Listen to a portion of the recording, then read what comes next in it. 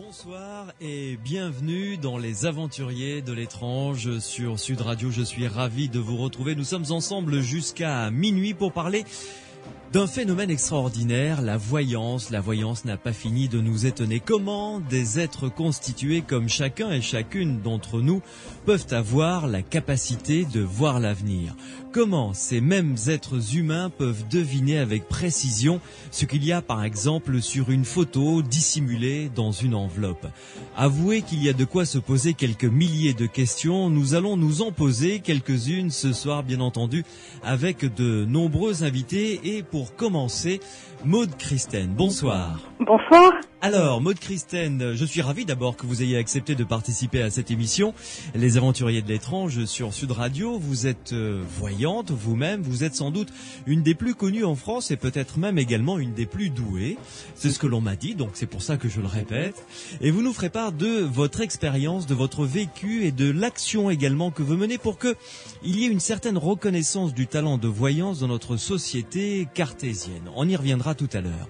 Avec nous également, parmi les invités, nous recevrons tout à l'heure Grégory Gutiérrez, il est journaliste, auteur d'un livre traitant de l'histoire de la parapsychologie qui s'intitule Les Aventuriers de l'Esprit, c'est paru aux presses du Châtelet. Et ce journaliste réalisateur est en train de tourner un documentaire sur vous, Maude Christen, et il nous servira de témoin privilégié donc dans la seconde partie de cette émission. Et à ses côtés également Bertrand Méheux, que vous commencez à connaître dans cette émission Les Aventuriers de l'étrange sur Sud Radio, puisque il a été notre invité il y a quelques semaines pour nous emmener sur un voyage qui a fini de manière dramatique, le Titanic bien entendu. Rappelez-vous ce très beau bouquin paru aux éditions J'ai lu qu'il a écrit qui s'intitule Histoire paranormale du Titanic. Il est membre de l'IMI comme Grégory Gutiérrez d'ailleurs.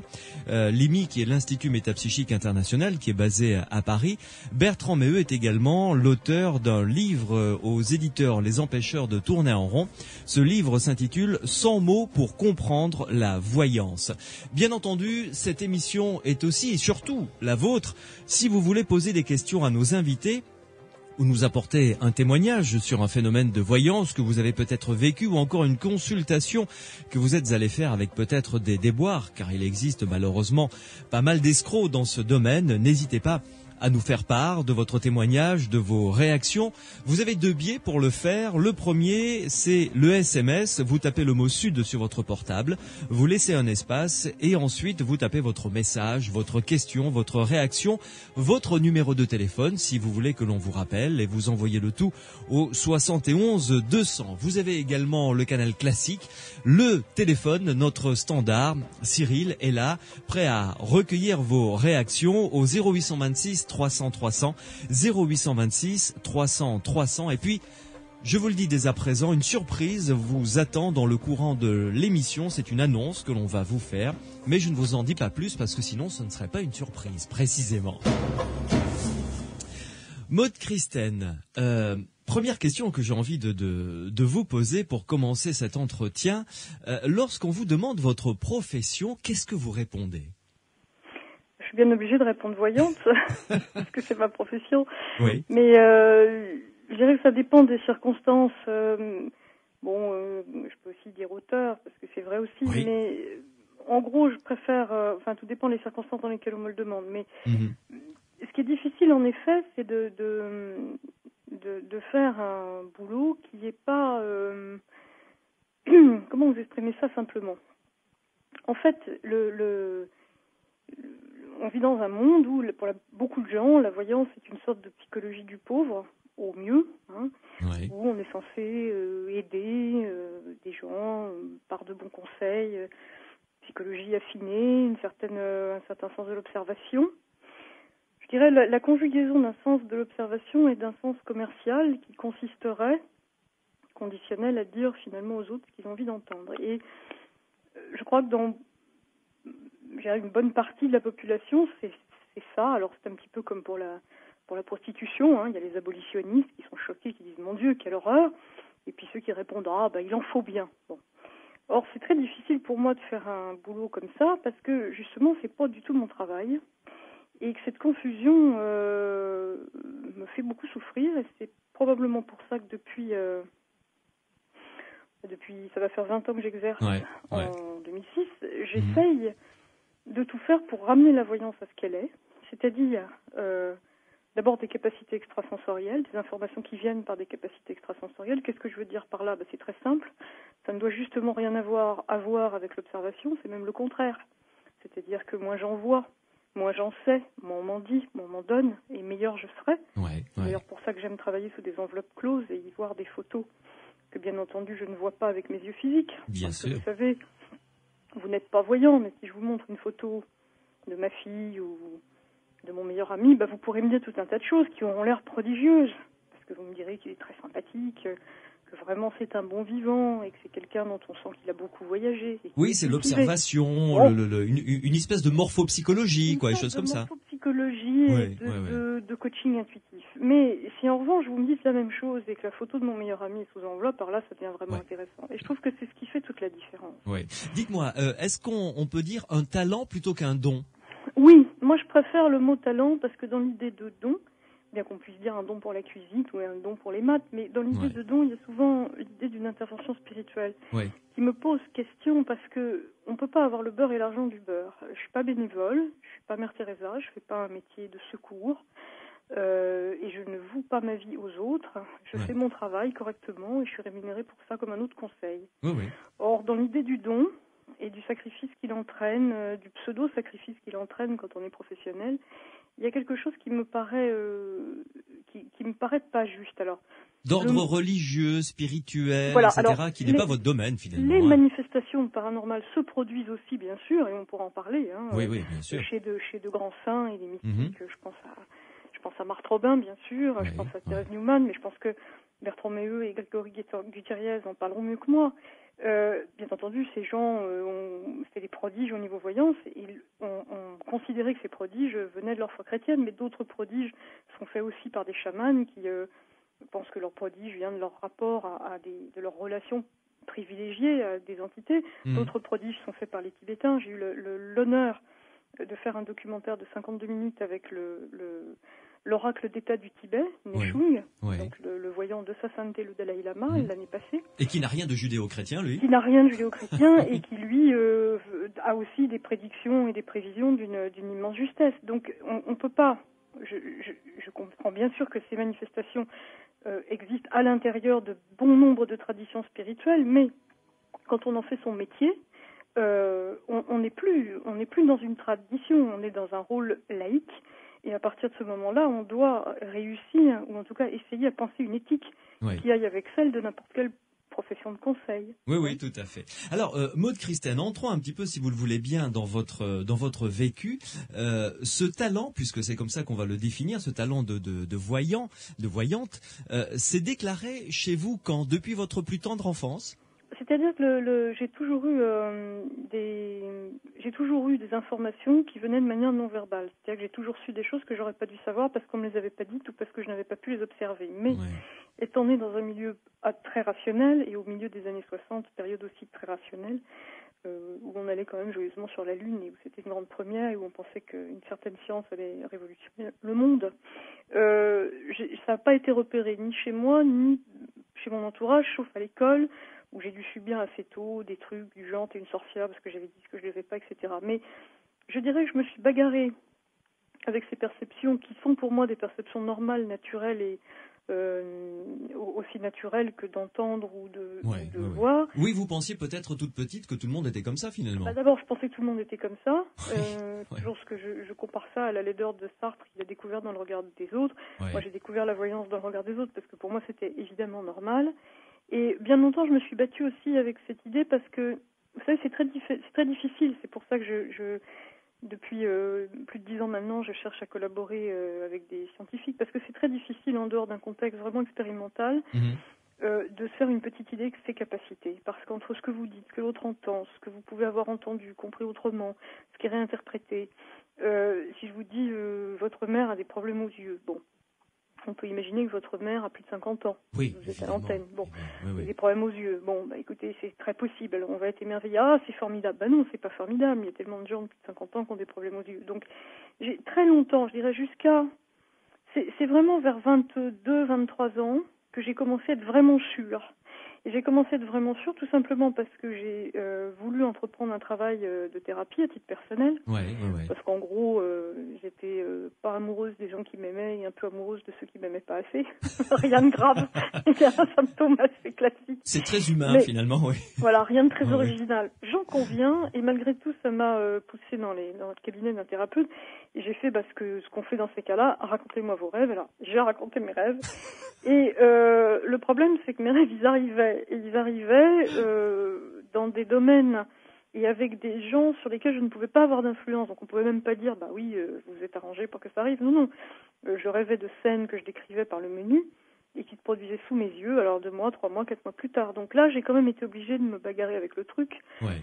Mais le thérapeute a dû être surpris quand même, non? Le thérapeute, j'ai rapidement arrêté aussi, en tout cas avec ce thérapeute-là, parce qu'il n'y avait pas tellement de... Je lui racontais par exemple un jour précisément la scène d'un mariage de quelqu'un qui était très proche de moi et d'une dispute avec ce mari qui aurait lieu le lendemain de ce mariage dans un cadre bien précis.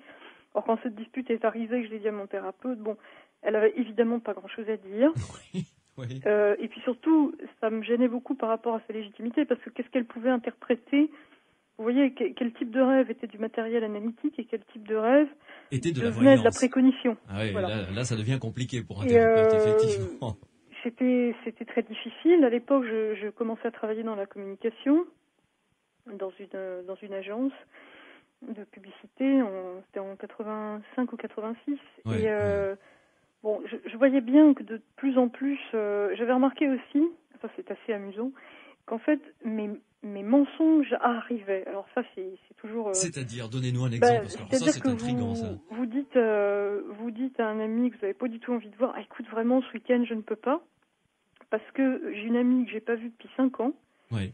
Qui maintenant vit aux États-Unis, et tu sais pas, elle arrive à Paris ce week-end, et je suis obligée de m'occuper d'elle et de son mari. Et ouais, forcément. Personne dont je n'avais pas une nouvelle depuis plusieurs années, sinon c'est pas drôle. Ouais. Et qui m'appelle le vendredi, évidemment, cette jeune femme qui veut me présenter son mari et son bébé, voilà. Donc je m'étais rendu compte que j'avais des mensonges tout à fait ce que vous pensiez, déclenchés. Vous, être un mensonge Bien qui, sûr. en fait, ça arrivait. Ouais, d'accord. Voilà, donc là, c'était j'ai pratique été en même de temps. me coltiner à la chose. Voilà. Mais dites-moi, pour votre plus ancien souvenir comme ça de voyance, c'est quoi? C'était à l'école? C'était quoi? Quelque chose de précis que vous pourriez nous raconter? Je me suis vue un jour, une amie m'avait dit que qu'elle était triste parce que son chat était enfui. Et j'ai eu l'absolue certitude, mais comme si on me l'avait dit, qu'il était mort. Et je lui ai dit, mais il n'est pas plutôt mort?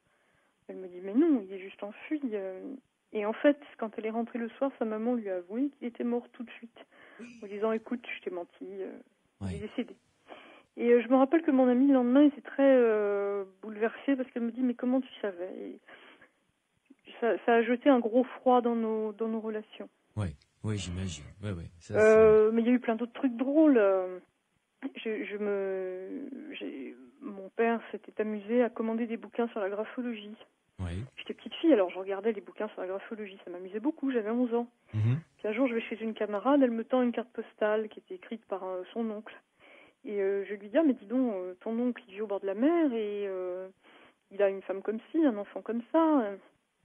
Elle était tout à fait étonnée parce que la carte en question n'était pas du tout une carte de bord de mer, et pourtant c'était une carte de vacances. Ouais. Elle me dit, bah oui, c'est vrai, tout ce que tu me dis est vrai. Et à ce moment-là, la maman de cette amie qui venait de divorcer sort de la cuisine et me dit, dis donc, j'ai un mot de mon Jules, tu veux pas faire de la graphologie? Et là, j'embraye en lui disant qu'il est marié et qu'il a un enfant handicapé, ce qui était vrai.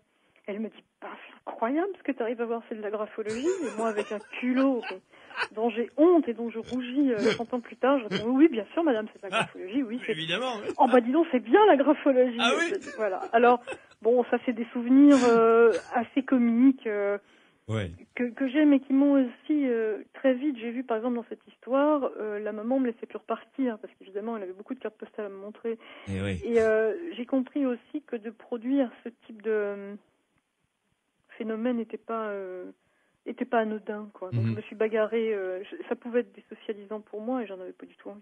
Ouais. Maude Christène, une première pause et on se retrouve dans quelques instants pour que vous nous racontiez un petit peu comment est-ce que vous travaillez. Est-ce que vous avez, comme on dit dans le jargon de la voyance, un manci, c'est-à-dire une manci, un ou une, je me rappelle plus d'ailleurs. Une manci, c'est-à-dire un support. Pour être caricatural, ça peut être une boule de cristal, ça peut être des cartes de tarot, ça peut être comme Yolande de Châtelet que l'on a reçu il y a pas longtemps, une petite construction comme ça de livre avec un linge que lui avait donné sa mère. Dessus, il y a un verre qu'elle fait tourner. Enfin, voilà, vous nous direz comment un petit peu vous travaillez, comment chez vous le phénomène de voyance se produit. Est-ce que ce sont des images, est-ce que ce sont des sensations, des odeurs, des voix, des choses comme ça? Vous nous direz un petit peu comment vous fonctionnez à l'intérieur de vous-même lorsque ce phénomène de voyance se traduit. À tout de suite. Sud Radio, les aventuriers de l'étrange.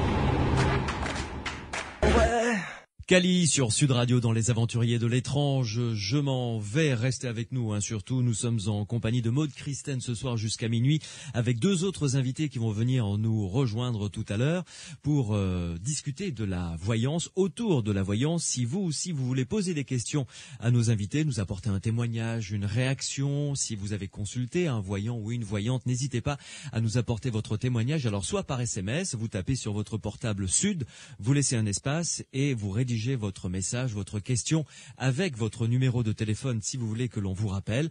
Vous envoyez le tout au 71 200 ou encore notre standard est à votre disposition pour recueillir votre réaction. Cyril vous attend au 0826 300 300. Et puis n'oubliez pas, une surprise vous attend dans le courant de l'émission, une annonce tout à fait sympa. Je ne vous en dis pas plus. Maude Christène, revenons à vous pour continuer à parler de voyance. Chez vous, le phénomène se traduit de quelle manière? Lorsque vous produisez le phénomène, lorsque vous sentez qu'il se produit, ça se traduit comment? Par des sensations, En fait, il y a un mélange. Je dirais que c'est exactement comme pour vous un souvenir. Oui. Par exemple, si je vous demande ce que vous avez fait à Noël dernier, qu'est-ce que vous ressentez? Vous avez à la fois peut-être une espèce de souvenir visuel de l'endroit où vous avez dîné. Vous pouvez avoir un souvenir sonore aussi de peut-être une bonne plaisanterie que quelqu'un de vos amis ou quelqu'un de votre famille a fait. Vous pouvez avoir des sensations physiques, de l'indigestion que vous avez peut-être eu le lendemain. Vous pouvez aussi avoir une information assez synthétique qui serait ce Noël-là, il a fait froid tout le temps et il a neigé, par exemple. Ou bien au contraire, c'était le plus beau Noël de ma vie parce que j'ai retrouvé mon frère avec qui je m'étais disputée. Vous pouvez avoir à la fois des informations, c'est comme la mémoire, c'est à la fois visuel, c'est bien sûr sensoriel, donc l'impression d'avoir des réminiscences visuelles, auditives, parfois des odeurs aussi, bien sûr, mais ça se traduit aussi par des synthèses qui sont exactement du même domaine que la pensée. Donc, oui. Est-ce que vous avez un support pour travailler, une mancie, donc oui. Comme nous disions Alors, tout à l'heure. En fait, je pense qu'il y a divers... l'approche que j'ai, elle est bien entendu, j'ai des informations en voyance pure. Ce que j'appelle voyance pure, c'est ce que je viens de vous décrire là. C'est-à-dire que me reviennent, je décris une situation comme vous décririez votre dernier Noël, mais il y a des domaines dans une consultation où on ne peut pas avoir de flash. Par exemple, dans quelques jours maintenant, les élèves de terminale vont passer leur bac. Et une grande question des parents, c'est mon fils va-t-il avoir son bac? Alors autant il m'arrive d'avoir des flashs où je réagis au prénom d'un adolescent en disant tiens, il est très bon en basket, ou je peux le voir monter à cheval, je peux le voir avoir de mauvaises fréquentations, je peux le voir avoir eu un gros problème au genou gauche l'année dernière. Mais je peux pas le voir rentrer à la maison en disant maman, papa, c'est la fête, j'ai mon bac. Non. Donc à quoi servent les supports? Tout simplement à ce à quoi sert un zoom dans un appareil photo, à se rapprocher artificiellement, ou comme une paire de jumelles, à se rapprocher artificiellement de quelque chose qu'on n'a pas pu, qu'on ne va pas capter spontanément, qu'on a peu de chances de capter spontanément. Donc vous provoquez un petit peu, c'est ça absolument. Le phénomène. C'est-à-dire que autant la première couche de voyance est vraiment quelque chose qui doit venir. Je commence toujours par voir tout ce que je peux attraper spontanément.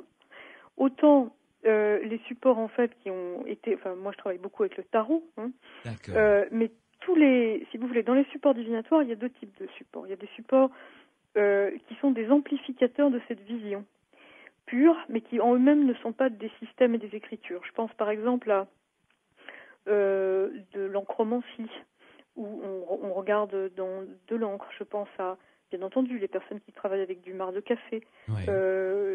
À Dharamsala, on m'a beaucoup parlé de gens qui travaillent avec des miroirs, qui regardent dans des miroirs, qui regardent sur des surfaces lisses, qui astiquent le bout de leur ongle jusqu'à ce qu'ils deviennent un miroir et qui se concentrent sur cette partie qui leur permet d'avoir accès à des visions intérieures. Ça, ce sont vraiment des menthies qui développent, qui boostent, qui sont des sortes de boosters à la voyance naturelle. En revanche, quand on parle du tarot, mais on pourrait aussi parler des runes et du Yiti, on a véritablement affaire à des systèmes qui ressemblent en tout point des alphabets, c'est-à-dire que leur spécificité, c'est d'être construits de manière à pouvoir tout raconter avec un nombre bien défini de signes. Oui, nous avons d'ailleurs consacré l'émission d'hier au tarot de Marseille. Ah, très bien. Avec un spécialiste des tarots qui était excellent. Bon, je vais pas m'appesantir alors.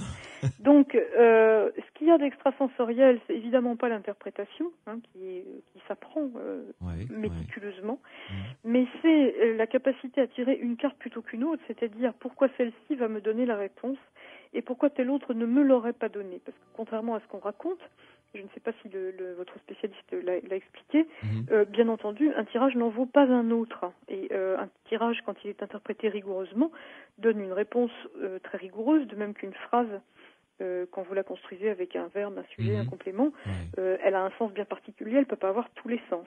Bon. Et à partir du moment, la part extrasensorielle qu'il y a bien sûr dans ce type de travail, c'est que votre main va vers la bonne carte, si je puis dire, en tout cas la carte qui va donner du sens, qui va correspondre à votre question, et pas une carte qui serait tirée au hasard. Voilà. Oui. Et alors, vous vous mettez dans un état particulier pour exercer la voyance, c'est-à-dire une espèce de décontraction, ou alors vous vous faites confiance, vous vous installez à votre bureau, ou je ne sais pas, peut-être dans un canapé, ou et boum, ça part. C'est-à-dire que j'ai toujours, je travaille de toute façon toujours de la même façon. Les états modifiés de conscience ne permettent pas, on peut les déclencher quasiment à volonté, mais à la fois pas systématiquement. Alors vous allez me dire, il faut savoir, c'est-à-dire que dans 7 cas sur 10 ça va marcher, mais dans 3 cas sur 10 ça va pas marcher. Alors qu'est-ce que ça veut dire? Ça veut dire qu'il faut déjà vérifier sa connexion. Bon.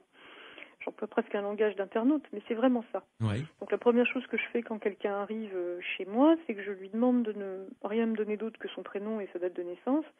Et je commence à parler de la situation présente et passée, en donnant des points de repère qui doivent être précis.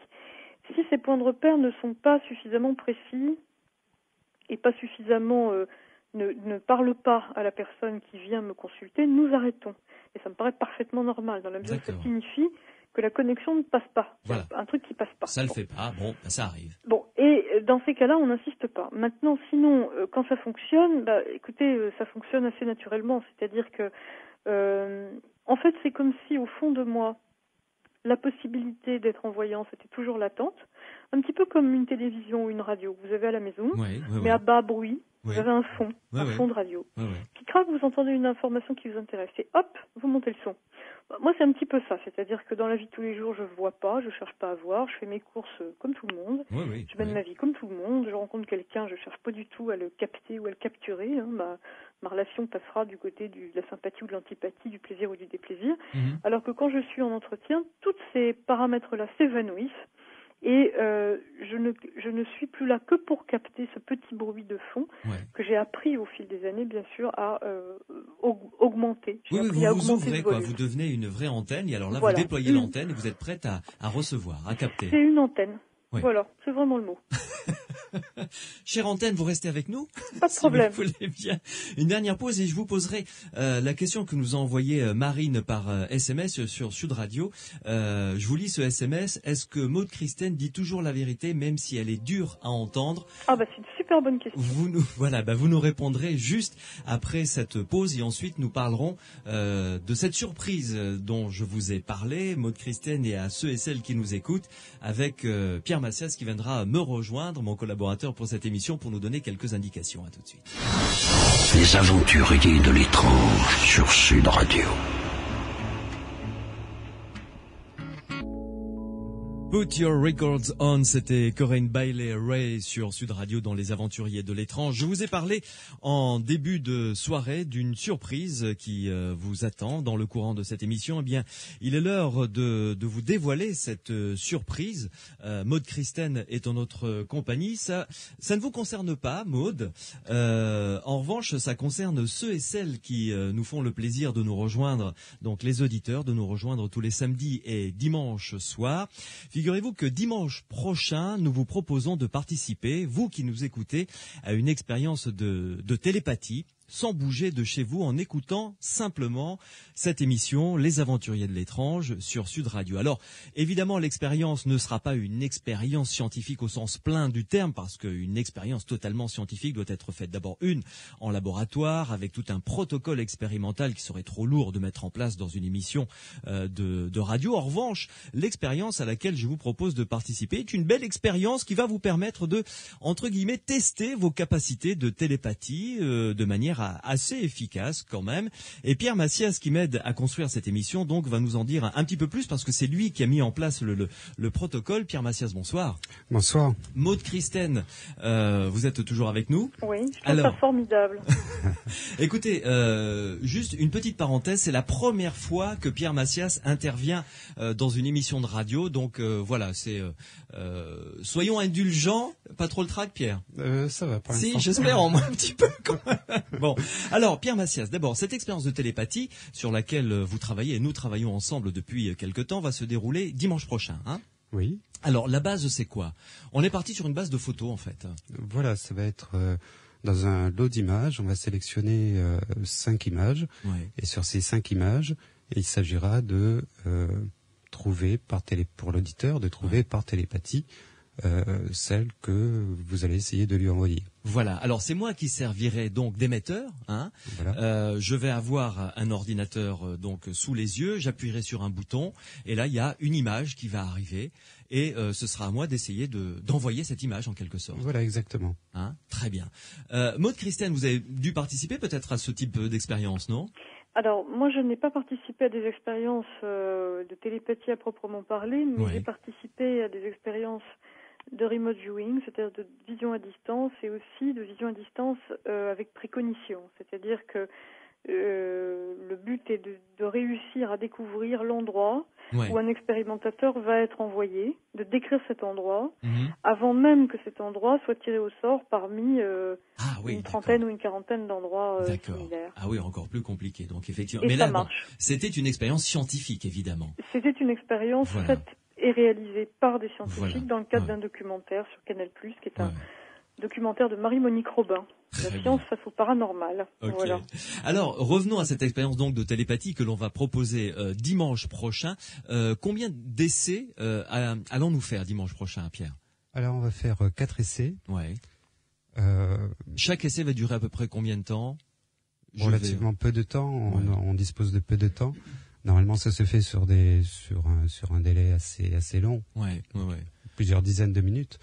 Nous, on va essayer sur un temps très très court finalement de 2 minutes, 2 minutes 30, voilà. Pour que les gens puissent se concentrer sur ce que je vais essayer de leur envoyer et ensuite une réponse par feuille ou par internet. Voilà, exactement, par feuille ou par internet avec des réponses aussi précises que possible.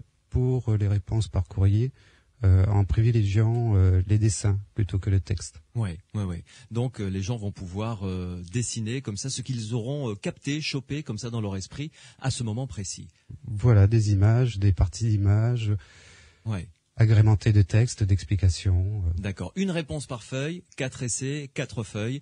Ils nous envoient tout ça et ensuite on dépouillera tout ça. Ensuite, on essaiera de dépouiller tout ça au niveau qualitatif, c'est-à-dire au niveau de la description, de la ressemblance, et au niveau quantitatif, on essaiera de faire un petit peu de statistiques, simple, très simple quand D'accord. même. Oui. Je rappelle, ça n'est pas évidemment une expérience scientifique à laquelle on vous propose de participer, mais enfin, le protocole a été monté de manière très très sérieuse.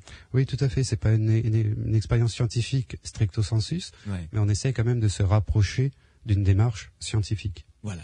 Merci Pierre, et puis continuez à terminer de fignoler cette expérience, et on vous retrouvera évidemment dimanche prochain pour participer avec vous qui nous écoutez pendant les 2 heures de l'émission de dimanche prochain à 4 essais pour participer à cette expérience de télépathie. Merci Pierre. Merci. Les aventuriers de l'étrange sur Sud Radio. Nous parlons donc de voyance avec notre invitée Maude Christen ce soir. Maude, je vous repose la question que Marine nous a envoyée par SMS tout à l'heure. Est-ce que Maude Christen dit toujours la vérité, même si elle est dure à entendre?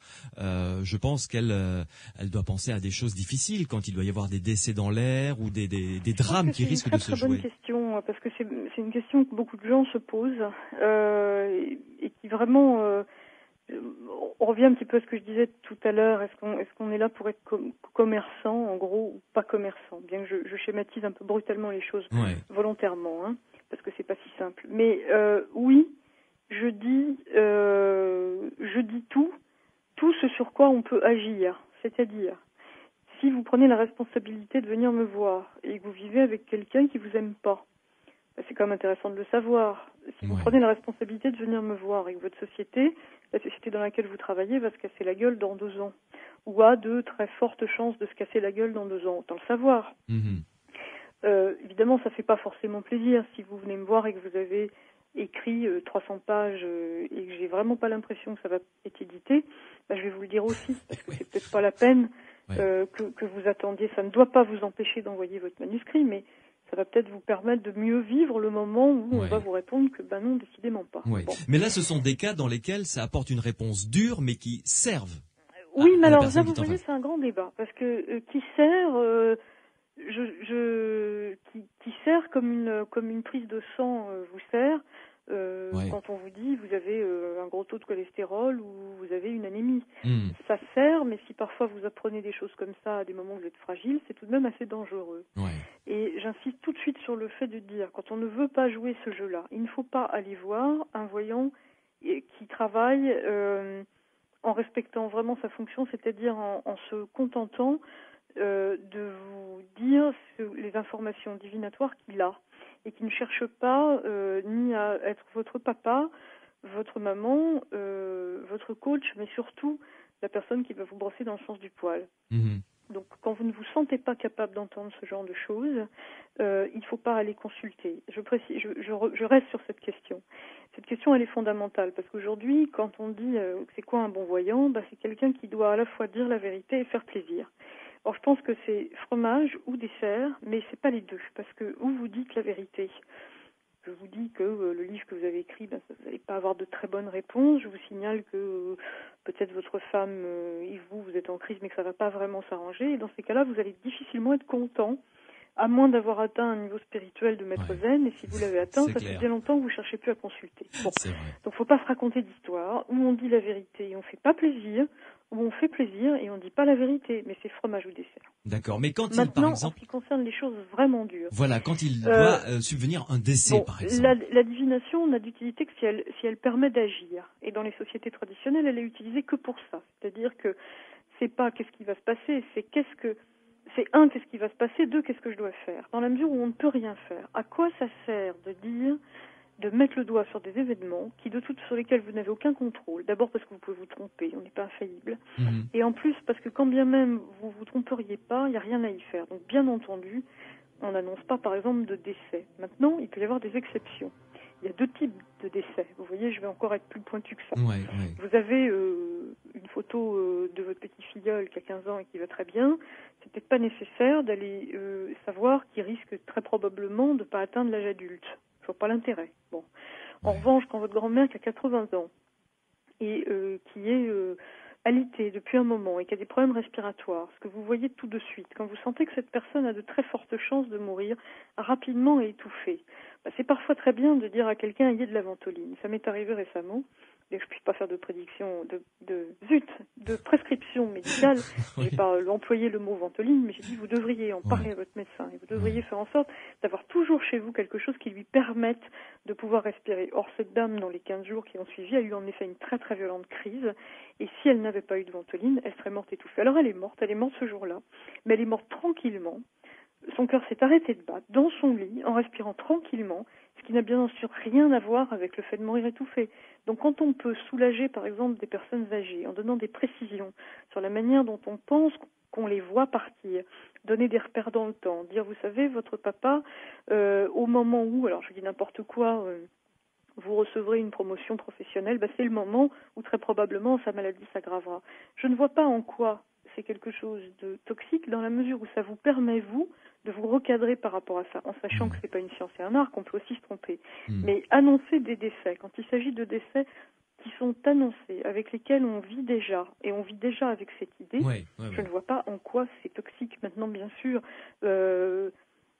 prendre négligemment, j'avais vu ça un jour dans une télévision, une voyante qui prend la photo d'une femme qui dit « Ah, elle aura probablement un cancer », et puis qui la rend, vous savez, comme une sorte de match de ping-pong avec la photo. Ah ça, elle va avoir un cancer, puis qui vous la rend. Bon, c'est abominable, bien sûr, ça n'a pas de sens. Oui. Mais qu'est-ce que vous ressentez, parce que vous êtes une antenne, donc vous ressentez des émotions, des sensations. Pour reprendre l'exemple que vous avez cité, vous avez la photo d'un jeune homme qui a 15-16 ans, qui se porte visiblement très bien, comme un charme, qui vit sa vie comme un adolescent de 15 ans, et dont vous sentez qu'il va lui arriver quelque chose de fatal prochainement. Ça doit vous mettre une claque, non ? Ce que j'expliquais tout à l'heure à Grégory Gutiérrez pendant que nous étions en train de travailler, c'est que dans mon travail, il n'y a plus du tout de sensibilité. C'est-à-dire que c'est un autre état.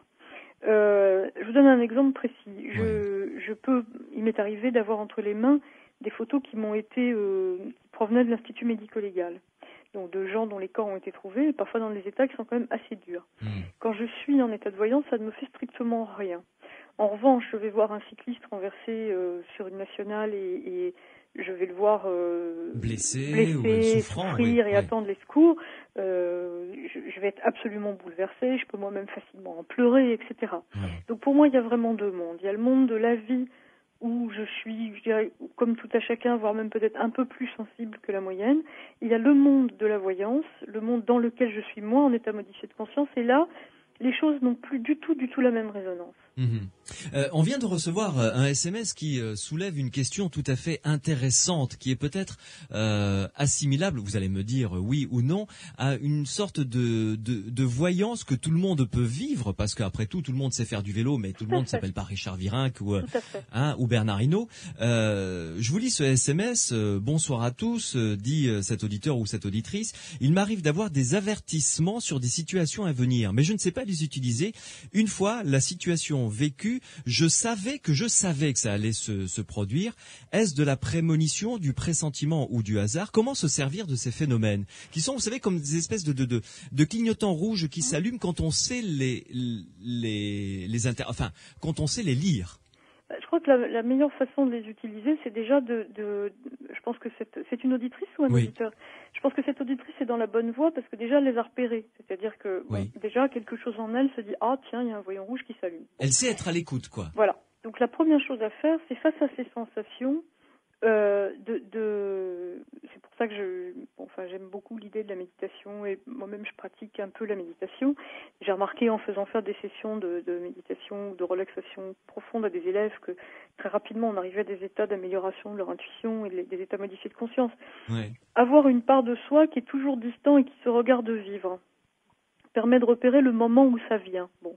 Maintenant, ce qui est intéressant, moi j'ai bien vu que c'est au moment où j'ai commencé à raconter, à passer à la phase narrative, à raconter mes rêves à un psy, que j'ai commencé à vraiment me dire là il y a quelque chose. Je crois que c'est intéressant d'avoir toujours un petit cahier et quand on a ce type de sensation, prendre son stylo et puis marquer sur son petit cahier, aujourd'hui 14h30, j'ai eu la sensation que mon rendez-vous de demain avec mon nouvel employeur n'aurait pas lieu. Puis on voit bien. Mais ce qui est embêtant, c'est que ça reste souvent un état un peu larvaire, où on se le dit sans se le dire, tout en se le disant, gna gna gna, et puis finalement, après coup, on ne sait plus si on l'avait vraiment pensé, pas pensé. Puis il y a tout un mécanisme de rationalisation qui bien souvent interdit à tout à chacun de bénéficier de ces ressources intuitives, parce que quand on se voit, par exemple, avoir une très mauvaise prémonition, ou au contraire un optimisme délirant face à des situations qui vraiment objectivement méritent ni l'un ni l'autre, on est toujours très inquiet, on passe pour un fou. Tout à l'heure, Bertrand nous parlera de toutes ces prémonitions collectives sur le Titanic. Oui, on a consacré une émission à ça d'ailleurs avec lui qui était passionnante. Il n'y en a pas une, il y en a des dizaines et des dizaines. Ouais. Donc je crois qu'en effet, il faut apprendre, mais c'est un état, je dirais, de vigilance et d'attention, où il faut apprendre à repérer ces prémonitions. Alors, ce qui est très difficile, c'est que bien souvent, la prémonition passe dans le même tuyau que le désir et la peur. Et oui, et il faut faire la différence. Et non, il faut faire la différence entre les deux. Mais on peut avoir des sensations émotionnelles, si vous voulez.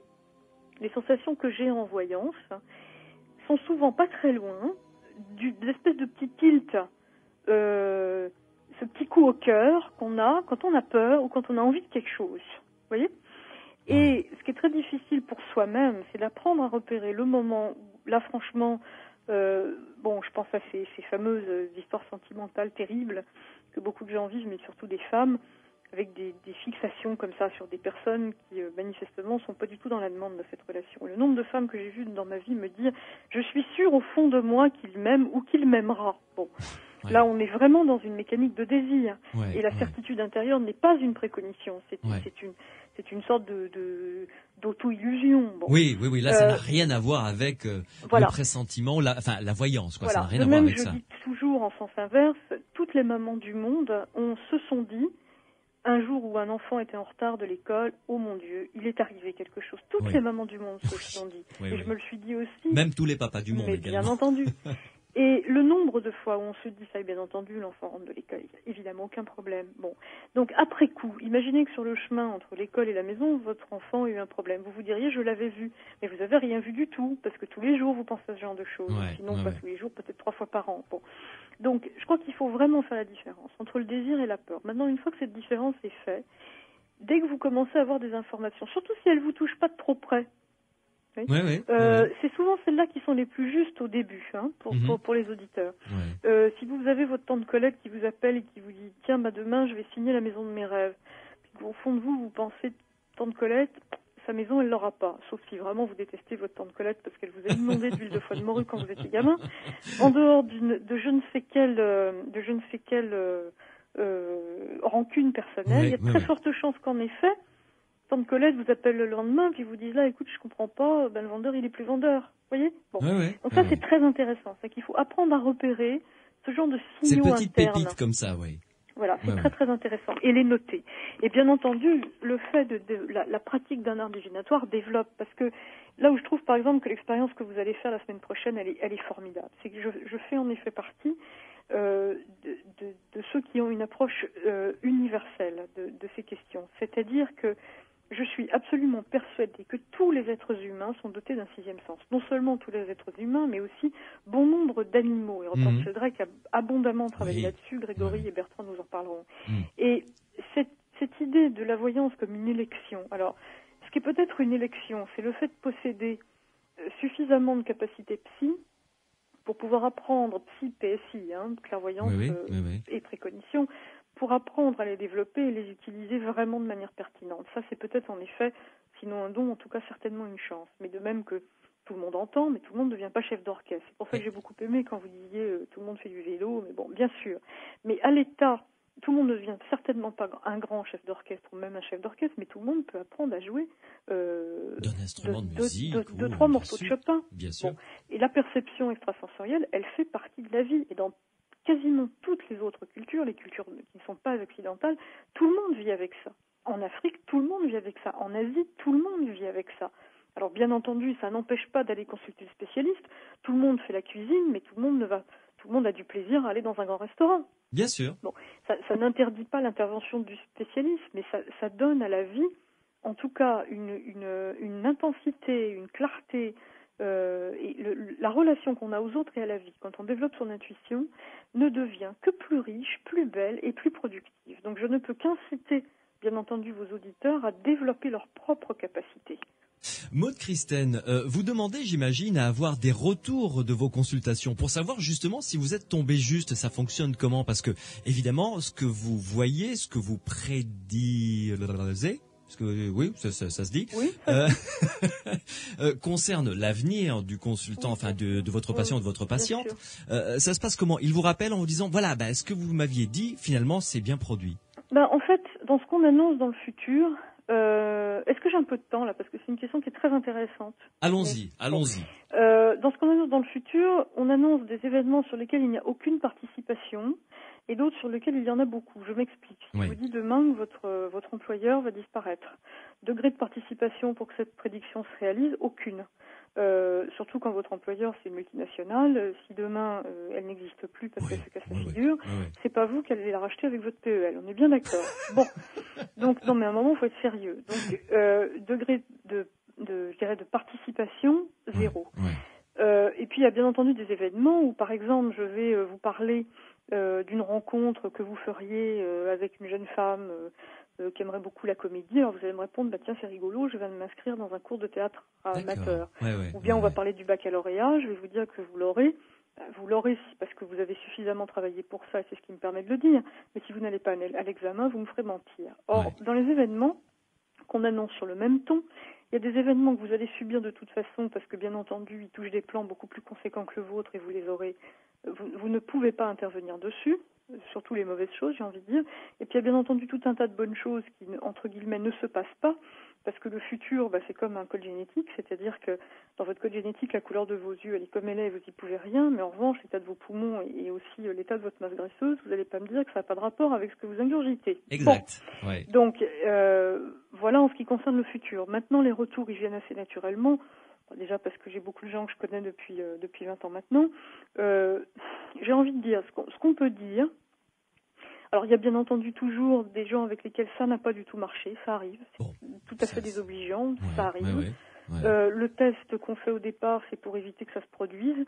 Maintenant, ça peut toujours se produire. Alors, c'est pas très significatif statistiquement, c'est-à-dire que ce genre de retour-là, je vais en avoir 3 par an. Il y a des gens qui m'appellent en me disant, oh là là, rien s'est passé. Oui, je dois en avoir, je dis, 3-4 par an. Bon. En revanche, il y a quand même beaucoup de gens que je vois depuis 15 ans, 20 ans, ce qui est vachement bien parce que ça permet de voir au fil des années comment ça évolue et eux-mêmes apprennent à utiliser la divination comme ce que c'est-à-dire une possibilité de faire des simulations qui sont assez fiables mais qui ne sont pas absolues parce que c'est une photographie d'une carte à un moment précis. Voilà, c'est une photographie d'une carte à un moment précis et c'est surtout une sorte de système de simulation qui permet de prédire le plus probable. Voilà. D'accord. C'est des probas en fait. Oui. Et ensuite, l'homme est un animal qui est doué d'un don, c'est de lui. Vulgairement, il y a du déchet. Oui. Et l'homme est un animal qui est doué d'un don, c'est celui de dire non, oui ou non. Voilà. Donc, il y a bien entendu un certain niveau de libre arbitre qui entre en cause. Maintenant, on peut pas toujours dire, parce que souvent la grande défense des sceptiques, c'est de dire ah oui, mais vous vous arrangez pour que ça arrive. Non, parce que moi j'ai, par exemple, vous parliez de retour, des gens qui m'ont montré des petits dessins, par exemple, que j'avais fait de la maison qu'ils auraient plusieurs années plus tard. J'ai une dame qui m'a rapporté ça récemment. Or, cette maison, non seulement elle l'a eue, mais elle l'a eue parce que un monsieur qu'elle ne connaissait pas encore, à l'époque, en a hérité. Donc on peut vraiment pas dire, monsieur avec lequel elle est mariée, donc on peut vraiment pas dire et qu'il ne la possédait pas, et qu'il n'en avait pas hérité au moment où elle l'a connue. Donc on peut absolument pas dire qu'il y a le moindre, je dirais la moindre intentionnalité ou la moindre responsabilité là-dedans. Ou alors vous appelez CIA et KGB réunis pour pouvoir organiser ce genre de truc. Voilà. Ça devient très compliqué. Mais on peut même pas, parce que dans le futur, comment voulez-vous savoir que la tante d'un monsieur que ma cliente ne connaît pas encore va léguer de manière tout à fait surprenante cette maison à ce monsieur. Donc non. Dites-moi, Maud Christen, vous recevez combien de personnes par jour, si ça marche comme ça? J'en reçois pas beaucoup, parce que je fais beaucoup d'autres choses. J'ai de nombreux projets. Écoutez, je dois à peine voir une dizaine de personnes par semaine. D'accord. Et c'est déjà énorme, parce que j'ai des consultations qui durent 1h30 et qui sont... Donc je travaille 3 jours et demi en consultation, mais pour le reste, je fais beaucoup de recherche. Et vous refusez, je me rappelle, vous avoir entendu en parler, vous refusez de recevoir la même personne 2 fois par an? Alors, je refuse de recevoir la même personne 2 fois par an quand il s'agit d'un travail purement personnel et généraliste. Par exemple, si vous venez me voir pour que je vous aide sur un plan général, c'est vrai qu'en 2 fois en un an, je vais me répéter. En revanche, j'accepte tout à fait de recevoir plus de 2 fois par an des gens qui m'utilisent, notamment, je pense aux entreprises, sur des questions très ponctuelles, acheter, pas acheter, embaucher, pas embaucher, fusionner, pas fusionner, ça change tout de même largement. Parce que la voyance, il faut tout de même le dire, est tout de même essentiellement, on commence toujours par un travail de prévision. Par exemple, vous venez me voir avec un terrain à bâtir. Déjà, je vais commencer par voir si ça vaut le coup de l'acheter ou pas. Bon, une fois que ça sera acheté, on peut on peut aussi choisir l'entrepreneur. Et puis là, les 15 jours plus tard, vous reviendrez avec une autre question. Oui. Mais à vous entendre, ça sert beaucoup pour le business en règle générale, au sens large du terme, je veux dire. Bah, pour le business, ça sert pour, si vous voulez, la voyance, ça sert pour agir. Bon, autrefois, et dans les sociétés traditionnelles encore, ça a toujours servi pour la guerre, la politique, chasse. Ça sert pour agir. De nos jours, la guerre et la chasse, c'est des affaires. Mais c'est vrai que j'aime bien travailler avec des entreprises parce qu'il y a une forme d'objectivité qui fait que la divination, on parlait de souffrance tout à l'heure et de difficulté à dire ce qu'on a à dire. Vous savez, c'est très difficile de dire, et je m'y habitue toujours pas au bout de 20 ans, de dire à une dame qui est vraiment très très amoureuse d'un monsieur, vous savez, ce monsieur, il partage pas vos sentiments. Et non seulement de le dire, mais de bien l'expliquer en enfonçant bien le clou pendant 1 heure, c'est très compliqué, c'est très douloureux et souvent c'est très culpabilisant. En revanche, si vous m'amenez une liste potentielle de terrains à bâtir pour l'annexe que vous comptez faire à votre PME, très franchement, vous dire que ce soit ce terrain-là ou celui-là d'autre, il est rare que ça vous arrache 3 larmes. Oui. Sur le plan émotionnel, c'est tout de même, je dirais qu'avec l'entreprise, on se rapproche davantage de ce que peut être un travail purement divinatoire. Oui. D'accord. Et stratégique. D'accord. Voilà. Lorsque l'on voudra donc élever les aventuriers de l'étrange Empire State Building, je viendrai vous voir pour savoir sur quel terrain je le ferai. N'hésitez pas. Je plaisante, bien sûr. Maude Christine, vous restez avec nous une pause et on va retrouver Bertrand Méheux qui va venir nous rejoindre et Grégory Gutiérrez avec qui vous travaillez à la réalisation d'un documentaire vous concernant. Ce seront nos 2 témoins extérieurs et en même temps privilégiés pour parler de vous et de la voyance. À tout de suite. Sud Radio, les aventuriers de l'étrange. Natacha Saint-Pierre avec cette nouvelle chanson, ce silence sur Sud Radio dans les aventuriers de l'étrange. Maude Christine est en notre compagnie, nous parlons de voyance avec elle depuis 1 heure. Maude, ensemble nous allons accueillir 2 invités qui vont nous accompagner pour cette 2e et dernière heure. On commence avec Grégory Gutiérrez, bonsoir. Bonsoir. Alors vous êtes réalisateur, journaliste, auteur également d'un livre qui s'intitule Les Aventuriers de l'Esprit, que vous avez publié aux éditions des Presses du Châtelet. Vous êtes membre de l'IMI, l'Institut Métapsychique International, et je veux vous rendre une partie de ce qui vous appartient, vous rendre hommage ce soir en direct à l'antenne, parce que c'est une anecdote que je livre à ceux et celles qui nous écoutent. Lorsque pour la première fois je suis allé voir Pierre Massiès pour discuter avec lui de donc la réalisation de cette émission, nous cherchions un titre pour cette émission qui est maintenant Les Aventuriers de l'étrange, vous le savez, et nous avions plusieurs idées de titres en tête qui tournaient, et tout d'un coup il s'est penché sur son bureau, il a pris un gros pavé, un livre comme ça, il a dit tiens, Les Aventuriers de l'Esprit, est-ce que ça te dit quelque chose? Mais en revanche, Les Aventuriers de l'étrange, c'est bien, donc nous vous avons piqué sciemment la moitié du titre de votre livre. D'accord, écoutez, mon avocat se mettra en contact avec vous. Donc voilà, merci pour avoir trouvé la moitié du titre au moins de l'émission, Les Aventuriers de l'étrange. 2e invité qui nous rejoint, Bertrand Méheux, bonsoir. Bonsoir. Je suis ravi de vous avoir à nouveau dans Les Aventuriers de l'étrange. Nous avons passé ensemble une très belle émission, enfin, je pense que pour vous elle a été très intéressante du moins. concernant votre nouveau livre que vous avez publié, Histoire paranormale du Titanic, aux éditions J'ai lu. Là, c'est en tant qu'auteur d'un autre livre que je vous reçois ce soir, 100 mots pour comprendre la voyance, aux éditions Les Empêcheurs de tourner en rond. Je rappelle que vous êtes docteur en sociologie et professeur en philosophie et membre également de l'IMI, l'Institut Métapsychique International. Alors, je vais commencer avec vous, Grégory Gutiérrez. Vu que vous travaillez actuellement avec Maud Christen, qui vous entend, je vais vous demander de vous livrer un exercice très périlleux, à savoir de nous brosser, d'après vous, qui êtes un témoin privilégié, le portrait de Maud Christen. D'abord, et pourquoi est-ce que vous l'avez choisi comme sujet d'un documentaire? Ah, eh ben ça commence oui, facilement. On met la barre haut de suite. Oui. Comment vous présenter Maud Christen? C'est un être humain tout à fait normal.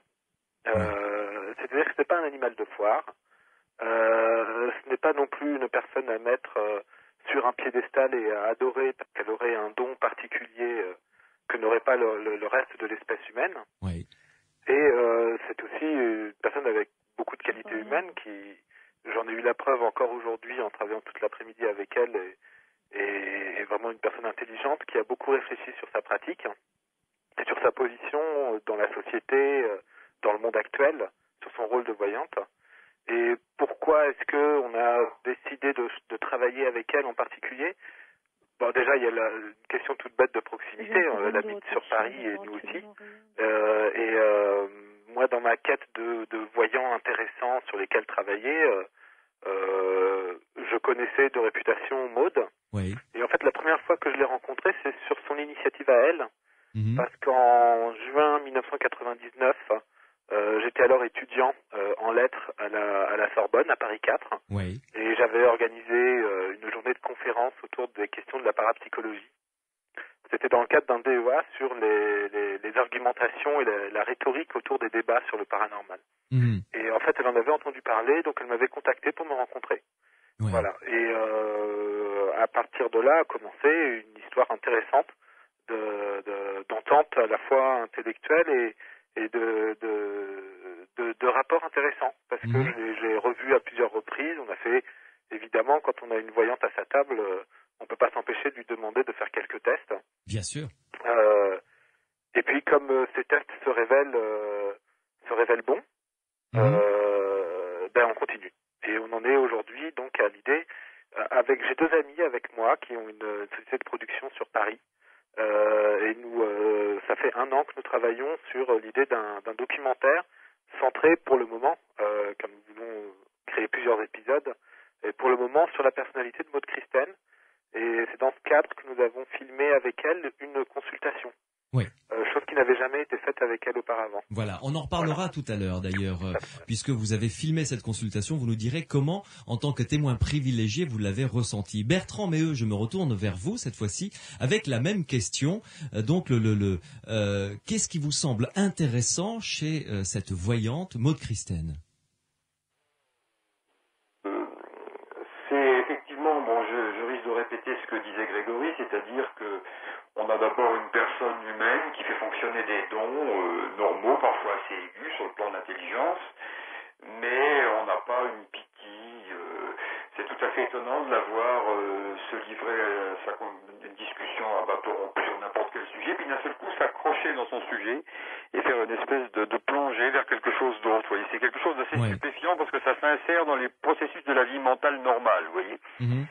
Alors, pour ce qui est de Maud, à l'origine de notre collaboration, ça a été en fait le fait que je venais de publier un livre sur l'histoire du mesmérisme et qu'elle y a trouvé un peu l'histoire de sa pratique.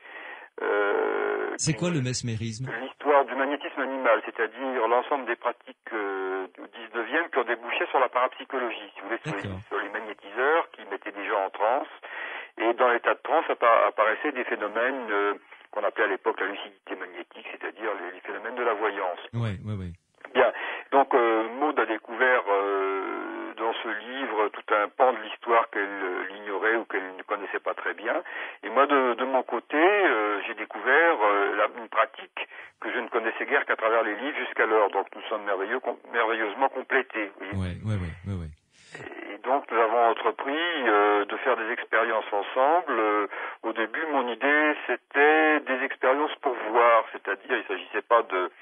Je n'ai aucune prétention à respecter des protocoles extrêmement lourds, comme ceux qu'exige la parapsychologie moderne, mais c'était pour voir, pour me faire une idée. Ouais. Et alors, ce que j'ai découvert justement, c'est ce qui est tout à fait frappant, Maud l'a dit tout à l'heure. En fait, nous sommes parvenus d'une façon tout à fait indépendante à une sorte de conclusion commune. Elle, par sa pratique, et moi, d'abord par l'étude historique et ensuite par à la voir faire, eh bien, c'est ce problème de la mémoire. Tout converge sur cette question de la mémoire. L'acte de voyance est un acte de mémoire. Il est indissociable d'un acte de mémoire comme celui que nous pratiquons tous les jours. D'accord, ça c'est intéressant, nous allons y revenir tout à l'heure. Je me retourne vers Maude Christen. Maude, qu'est-ce qui vous a donné envie, vous, de vous livrer comme ça à des expériences scientifiques ? En fait, pour moi, c'était vital parce que y avait un problème de réappropriation. Je m'explique. Faire mon métier est quelque chose de dangereux pour soi-même, peut-être pour les autres, mais surtout pour soi-même. Ouais. Dans la mesure où très vite, l'exemple que je vous donnais tout à l'heure en vous disant, et si je vous dis que votre mère a mal aux yeux. Bon. En fait, moi, j'avais pas du tout eu envie d'être voyante. Simplement, j'avais commencé à écrire un livre, un éditeur le voulait, ce qui est quelque chose de rare quand on a 23 ans. Il fallait que je m'arrête de travailler. Et j'ai une amie, disons-le clairement, qui en rigolant me dit, tu as qu'à faire la voyante extra-lucide. C'est quand même comme ça que ça a démarré. Et alors, elle m'a dit ça en rigolant, mais elle m'a dit ça parce qu'elle trouvait que j'avais une intuition extrêmement aiguisée, elle était, elle, persuadée que j'étais voyante, à une période où moi j'en doutais encore.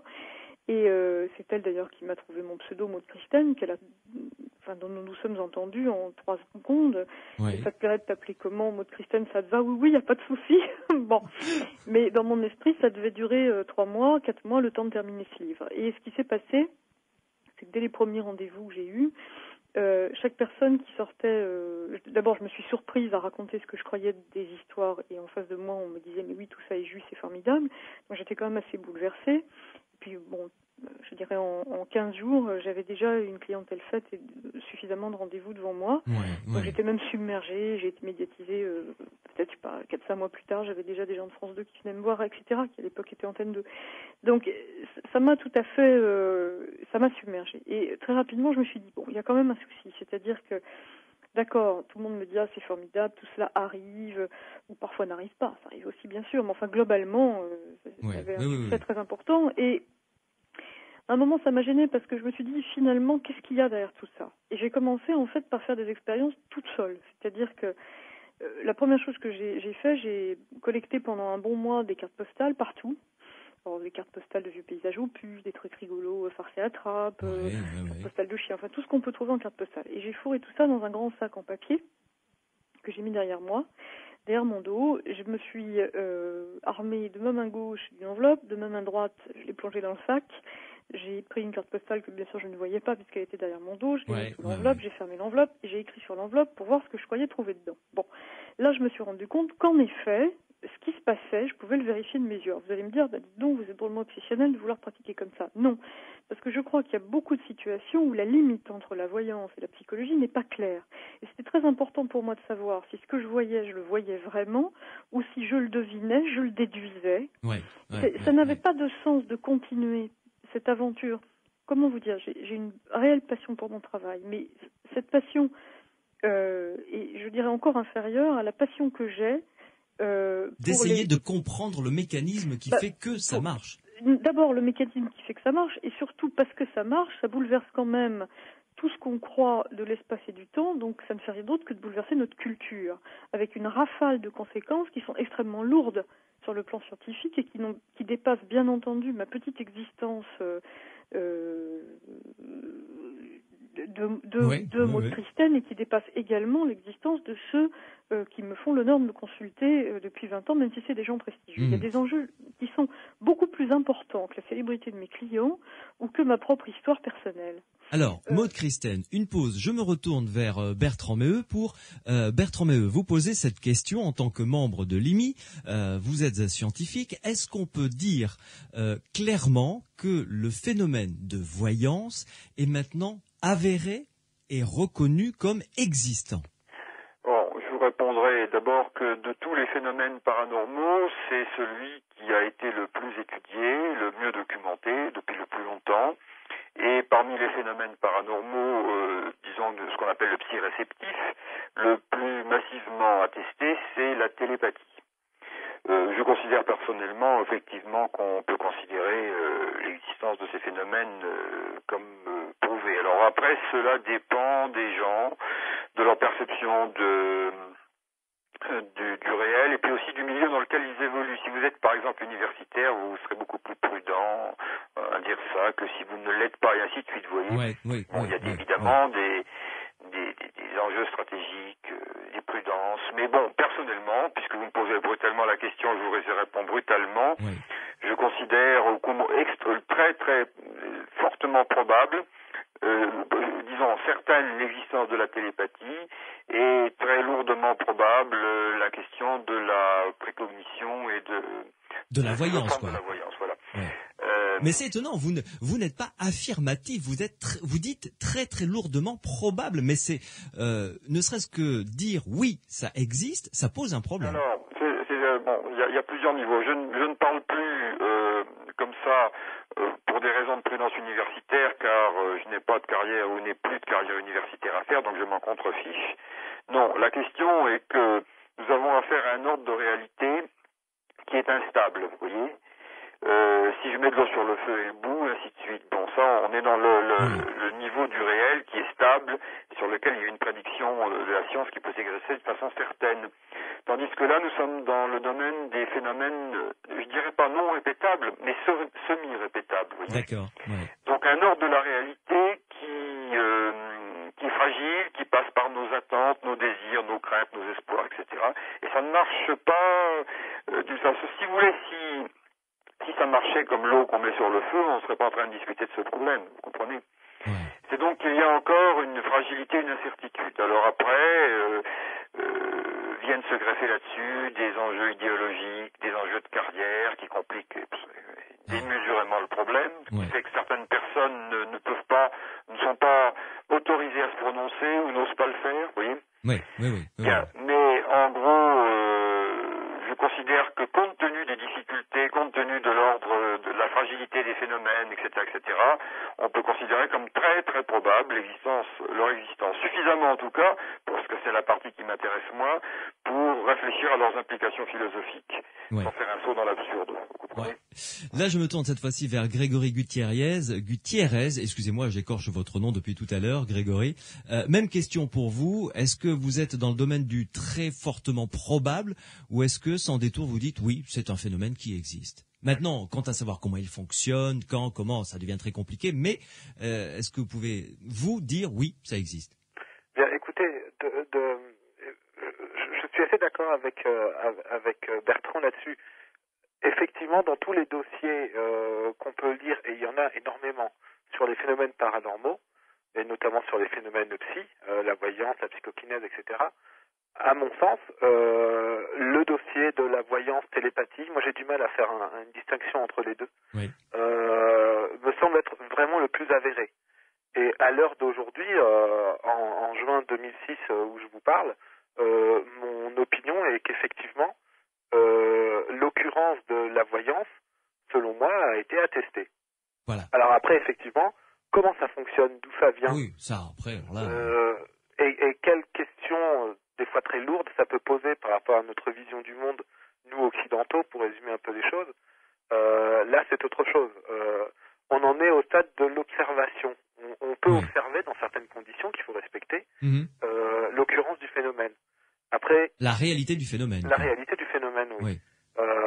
Après, comme il s'agit de personnes qui de toute manière ça passe par une verbalisation, on est en train de voir un être humain qui parle pour dire des choses sur d'autres êtres humains.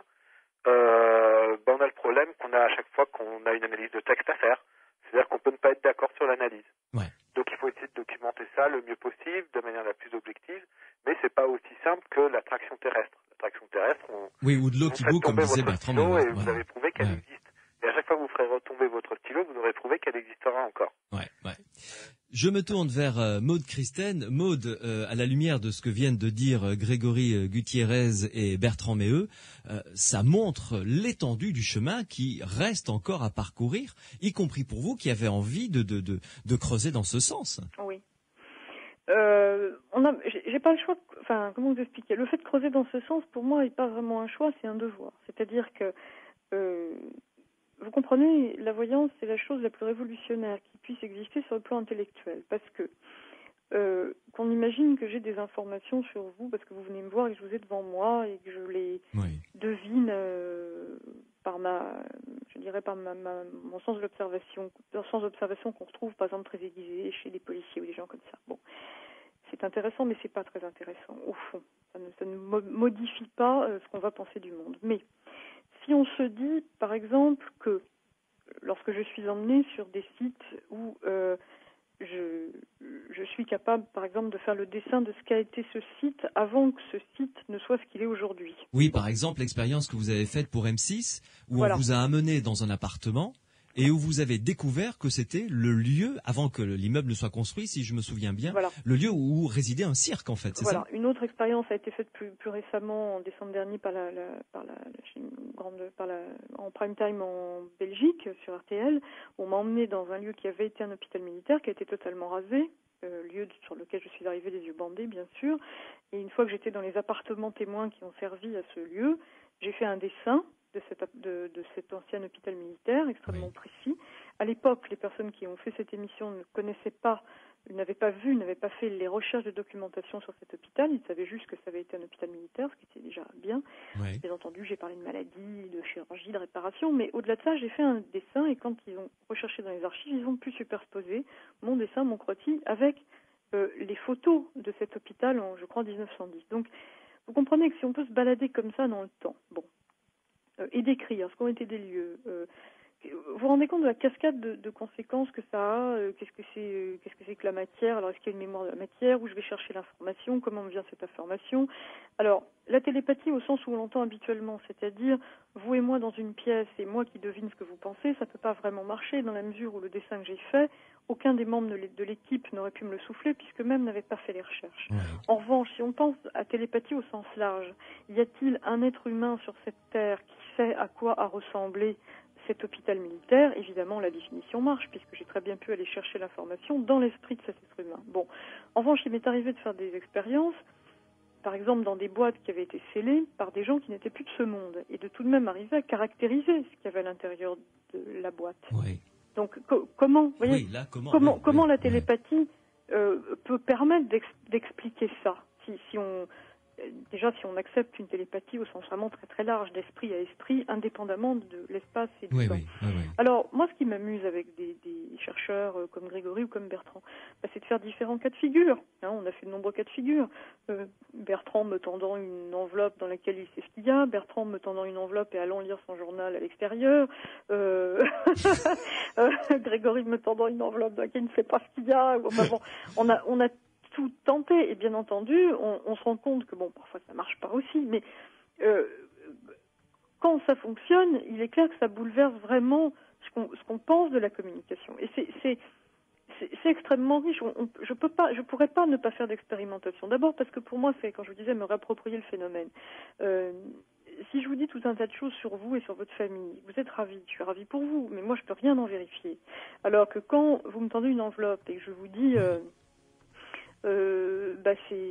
ça vit dans l'eau, c'est gros, c'est joueur, ça batifole, et qu'on ouvre l'enveloppe, c'est un dauphin. Bon, d'accord, ça aurait pu être un autre poisson, mais ça peut pas être une clé à molette quand même. Donc je suis quand même... si vous voulez, ou si c'est une clé à molette, on va le mettre du côté des échecs. Hein. Oui. Alors dites-moi, Maude Christen, pour sortir un petit peu de notre carcan rationaliste et très occidental finalement, vous avez eu, vous nous l'avez dit en tout début d'émission, avant de faire une pause, vous nous avez dit, j'ai eu le grand plaisir d'aller rencontrer l'oracle du Dalai Lama. Oui, absolument. Bon, alors vous en avez discuté avec lui, bien entendu. Qu'est-ce que lui vous a donné comme explication, si tant est qu'il vous en ait donné d'ailleurs? Si vous voulez, pour les Tibétains, l'existence de la clairvoyance, de la télépathie, de la précognition ne fait aucun doute. Voilà, ça coule de source déjà Voilà, pour eux. ça coule de source, c'est-à-dire que c'est quelque chose qui ne serait pas pensable de remettre en cause, parce que ça existe culturellement, point barre. Ouais. Mais en ce qui concerne l'oracle de Nechung, l'oracle de Nechung existe depuis, je crois, depuis l'équivalent du Haut Moyen-Âge chez nous, de la Haute Époque chez nous, hein. Ouais. Et de moine en moine, si vous voulez. Ce qui se passe, c'est qu'il y a une espèce de lignage de moines. Oui, de maître à disciple, voilà, qui se transmettent ce voilà, savoir. Oui. Et ce qui se produit, c'est que quand ce moine rentre en transe, il est, ce moine qui s'appelle Van Topten Nogdup, je dirais possédé, parce que pour les Tibétains, c'est pas un terme négatif comme pour nous en Occident. Possession est une possession diabolique. Je dirais, le moine est possédé par l'esprit de Nechung, qui est un esprit protecteur pour le Tibet et pour son chef, le Dalai Lama, et pour ses chefs successifs. Or, Nechung reconnaît tout à fait avoir eu, quand il était adolescent, beaucoup de précognitions. Il l'a d'ailleurs très bien raconté dans ce film Clairvoyance et spiritualité que vous pouvez trouver sur Inspiration Production. D'accord, Il est sélectionné récemment au Festival d'Amsterdam et qui sera sélectionné au Festival d'Himalaya, qui est un magnifique documentaire. Et Nechung, pendant 52 minutes, raconte son enfance, l'exil, la fuite pour échapper aux Chinois, etc. Et il raconte que toute son enfance, il a rêvé des rêves prémonitoires, où il rêvait des drames qui allaient lui arriver. Il rêvait des paysages dans lesquels il allait passer, alors qu'il n'avait jamais traversé ce type de région. Et puis lorsqu'il était un jeune moine, il a eu un jour une transe, il est, on dirait ici, tombé dans les pommes, faut bien employer des termes simples, et à ce moment-là, l'entité Nechung est passée à travers lui et a commencé à se manifester. Mais alors dites-moi, quelle est l'explication qu'il vous a donnée de la réalité pour eux de ce phénomène ? Ils sont très pragmatiques, les Tibétains. C'est ce qui les rend d'ailleurs si séduisants pour nous et si proches de nous. C'est-à-dire que pour lui, il n'a pas d'explication. C'est dans l'ordre des choses. Il y a des entités qui prennent possession de son corps pour conseiller et alerter sa sainteté.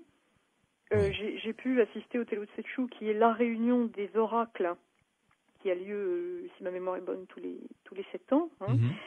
Et les 3 oracles principaux de sa sainteté, le Dalai Lama, donc Nechung, mais également Yudema et une autre oracle, rentrent en transe et viennent chuchoter à l'oreille de sa sainteté dans un langage que souvent d'ailleurs seuls les initiés comprennent, des informations.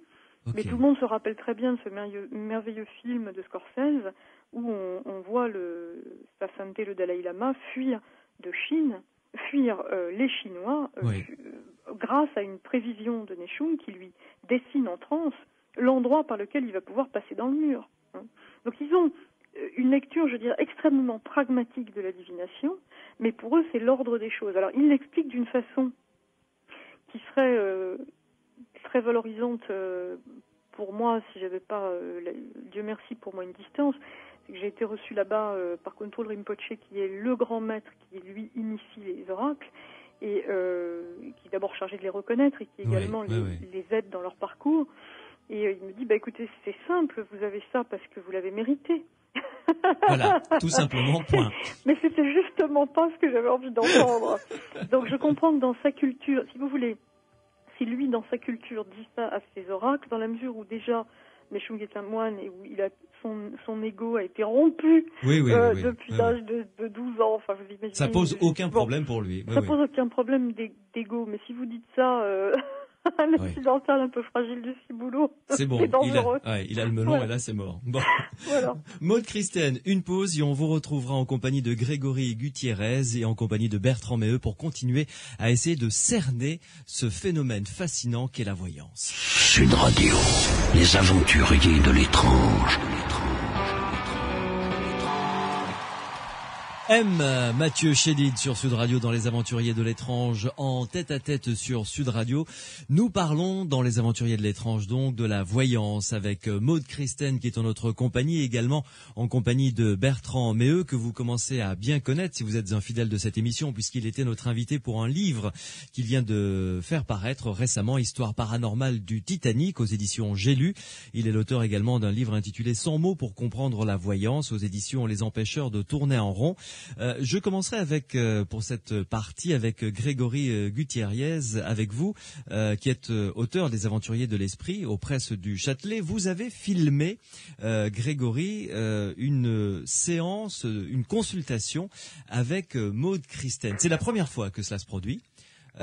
Qu'elle accepte qu'une caméra soit présente pour une consultation. Qu'en avez-vous retenu de cette expérience? Oui, alors avant tout, je vous explique pourquoi on a souhaité la filmer en consultation. Oui.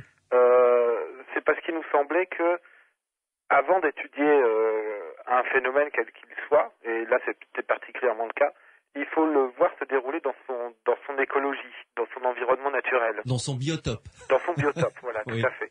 Ouais. Et on avait fait quelques expériences, des expériences pour voir, d'approche, dans le cadre de l'Institut métapsychique, mais j'étais toujours très embêté parce que je n'avais pas vu auparavant notre voyante, Maude Christen, dans son état naturel, travailler dans son quotidien. Donc c'est pour ça qu'on a souhaité la filmer en consultation. Donc pour cela, on a fait venir une personne que nous connaissions, qu'on a averti que tout cela serait filmé. On n'a pas pris un de ses consultants habituels pour des raisons évidentes de respect de la vie privée. Bien sûr. Et ce que ça nous a appris, c'est qu'en fait une consultation de voyance, en tout cas une consultation de voyance avec Maude Christen, ne ressemble pas du tout à l'image d'Épinal qu'on peut se faire d'une consultation. Où on s'imagine par exemple que évidemment le voyant va faire beaucoup parler son consultant et au fil de la discussion, l'air de rien, il va capter beaucoup d'informations. Oui. Même inconsciemment, même sans vouloir manipuler ou jouer, ou même sans ruse, il finira par capter plein de choses implicites qui pourra lui ressortir par la suite et ça passera pour de la voyance. C'est tout l'inverse qui se déroule quand on voit Maude Christen travailler. Pendant les 15-20 premières minutes, elle semble avoir complètement oublié la présence de la personne en face d'elle, fait tout, y compris dans son modus operandi, dans la mise en place de son travail, pour se blinder contre la présence de la personne, lui parle très peu, et discourt librement, seule. Elle fait très attention justement à ne pas être en quelque sorte influencée par les effluves psychologiques de la personne. D'accord, ok, ouais. Donc ça c'est une première observation qu'on a faite qui nous a beaucoup intéressé et surpris, même si on l'espérait évidemment, mais là de le voir c'était très intéressant. Et une autre chose qui est intéressante, c'est que la séance qu'on a filmée a duré 2 heures environ, 2 bonnes heures. Oui. Sur ces 2 bonnes heures, Maude utilise la voyance de temps à autre, comme une aide, comme un moteur pour démarrer certaines discussions. Et ensuite, elle fait, le mot est à la mode aujourd'hui, elle fait pas mal de coaching, mais un coaching qui va jusqu'à heurter la personne en face d'elle, c'est-à-dire qu'elle ne la caresse pas du tout dans le sens du poil. Oui. Lorsque Maude a vraiment détecté le point sensible, le point qui pose problème, et dans le cas que nous avons filmé, c'était très intéressant parce que justement la personne n'avait pas de problématique particulière. Elle venait pour me faire plaisir, à moi et mes amis qui lui avions demandé de se prêter au jeu. Mm-hmm. Mais elle n'avait pas eu elle-même de démarche et elle n'avait pas de problème particulièrement lourd dans sa vie à ce moment-là. D'accord. Mais cependant, Maude a quand même soulevé, est allée voir sous le tapis, et lui a quand même ressorti le ou les 2 ou 3 problèmes sur lesquels cette personne doit travailler pour aller mieux, pour être plus heureuse, etc. Mm-hmm. Donc il y a vraiment la consultation de voyance avec Maude ne ressemble pas du tout à l'idée qu'on peut se faire d'une consultation de voyance. Oui, tout à fait. Maude Christen, à cette période de la conversation, on a eu quelques appels et quelques SMS dans ce sens, et à chaque fois qu'on aborde le phénomène de la voyance, ces questions reviennent. Comment faire la part de l'escroc du voyant? Écoutez, je pense que déjà, il faut commencer par soi-même, c'est-à-dire par être clair dans sa démarche. J'entends par là, alors c'est tout à fait intéressant que vos auditeurs vous posent cette question, et bien entendu, je vais y répondre, et ce que je vais dire là, il ne faut surtout pas qu'ils se sentent agressés par ce que je vais dire, mais oui. Une des raisons pour lesquelles j'ai arrêté Delta Blanc, qui était une association que j'avais montée avec Chantal Hurtaud-Mignon, où nous essayions de réunir des praticiens avec une déontologie. C'était pas tant les praticiens avec qui ça se passait déjà pas très bien pour certains d'entre eux, mais c'était surtout le public. C'est-à-dire que véritablement, il y a tout un public dont la demande n'est pas très claire. Et je dirais qu'on a l'impression qu'il y a presque un certain plaisir à tomber dans des choses trappes. Je m'explique. Quand vous lisez des annonces du genre, Madame Irma, meilleure voyante du monde, déjà, diplômée, 7 jours sur 7 par téléphone, de 6h à minuit. Oui. Bien. Bon. S'il n'y a pas là-dedans quelque chose de pas cohérent qui vous interpelle, on est quand même un peu mal parti. Parce que, ou Madame Irma, elle est vraiment la meilleure voyante du monde, et vous le sauriez peut-être par d'autres moyens, elle n'irait pas en tout cas dépenser de l'argent pour passer de la publicité. Oui. En plus, si elle est là de 6h du matin à minuit, on peut aussi se demander quand elle mange et quand elle dort, ce qui ne sont pas des questions subsidiaires. Quant aux prétendues références, il est bien évident que si elles étaient là et si elles étaient suivies par un travail de qualité, Madame Irma n'aurait pas besoin de racoler. Donc, il y a, je crois, dans le choix qu'on fait d'un voyant, peut-être 80% de la réussite de la consultation vient de ce choix. Moi, j'engage vraiment, surtout maintenant à l'heure d'Internet, où beaucoup de voyants ont des sites, à aller jeter un coup d'œil sur la communication de la personne. Et je crois qu'il y a des choses qui sont rédhibitoires. Oui. D'abord, les affirmations. Alors, tous les voyants sont des voyants des stars, il faut le savoir. Évidemment. Il y a autant de voyants que de médecins généralistes. Moi, j'ai une idée mathématique pour ça, c'est qu'en fait, les stars, elles se dédoublent, si vous voulez. Oui, donc, elles ont le don d'ubiquité. Elles ont le don d'ubiquité, donc elles consultent en fait les 4 millions de voyants. Hein. Ouais, c'est fabuleux. Donc voilà. Ensuite, déjà, à mon avis, on n'utilise pas la communication des autres. Enfin, on donne des... on a un discours qui tient la route. Ce que j'entends par là, c'est une cohérence dans la communication. Oui. Alors, quand on prétend être dans l'amour et la charité, dans ces cas-là, on est dans un couvent, comme Mère Marie-Yvonne Aimée, mais on n'est pas dans un univers laïque et dans un appartement bourré de dorures. Ça n'a pas de sens.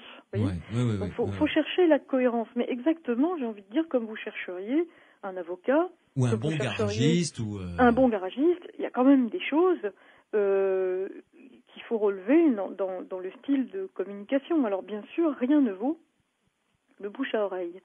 Mais il y a tout de même des gages de sérieux et de succès quand on va voir des voyants, c'est que quand ils sont, comment vous expliquer, quand ils ont une certaine...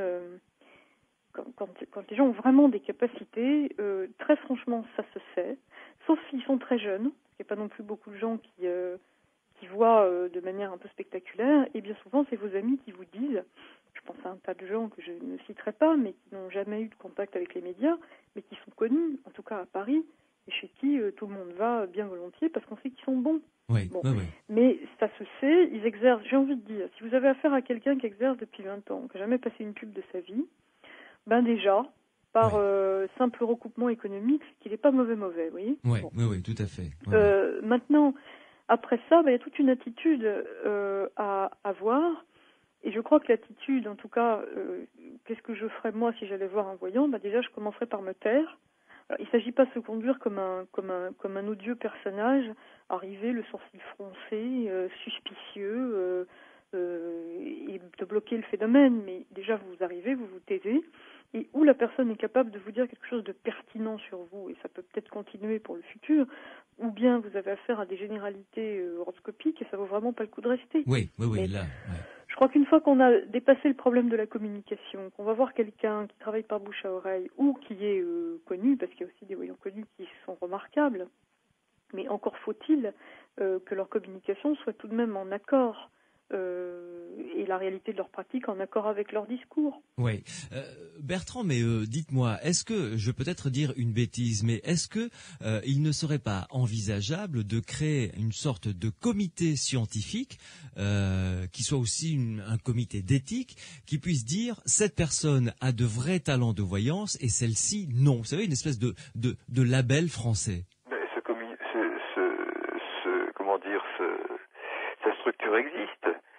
En Angleterre, c'est la SPR. En France, c'est l'Institut métapsychique. Il existe. La fonction d'expertise est reconnue, justement. Oui. Leur fonction d'expertise est reconnue. Alors, ce qu'on pourrait faire, c'est étendre effectivement ces activités, voir davantage de voyants. Après, c'est une question de moyens, si vous voulez. Mais la structure et les principes de fonctionnement existent déjà. Mmh. Donc, Par- il serait pas idiot de créer, enfin, je vais employer un mot trivial, mais un label, quoi. Enfin, dire, voilà, cette personne est estampillée par ce comité comme ayant un talent de voyance. C'est ce qui est implicite dans toutes les publications de la parapsychologie. C'est, par exemple, je sais pas moi, Pascal Fortuny a été expertisé par l'Institut métapsychique dans les années 20 et 30. Alexis Didier a été expertisé par les Anglais, par le docteur Elliotson, etc. Vous voyez ? Donc ça existe. Simplement, c'est qu'on ne le sait pas. Après, c'est une question de moyens. J'en reviens à cette question de moyens, mais effectivement, vous avez raison. Il faut un critère de référence.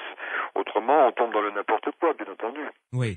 Maude Christen, que pensez-vous de cette histoire de label qui pourrait permettre de reconnaître, de faire la part entre les escrocs et les voyants? Moi, je pense que ça serait formidable à condition que la parapsychologie puisse avoir la place qu'elle mérite aussi et les moyens qu'elle mérite. Aujourd'hui, en l'état, ça n'aurait pas vraiment de sens dans la mesure où il n'y a absolument pas les moyens de poursuivre un certain niveau d'expérimentation. Mais je pense en effet que je ne vois pas pourquoi, en tout cas, des phénomènes qui sont... Je suis d'accord avec Bertrand, c'est pas comme de l'eau qui bout, mais c'est tout de même très observable une fois qu'on s'en donne la peine. Bon, Oui.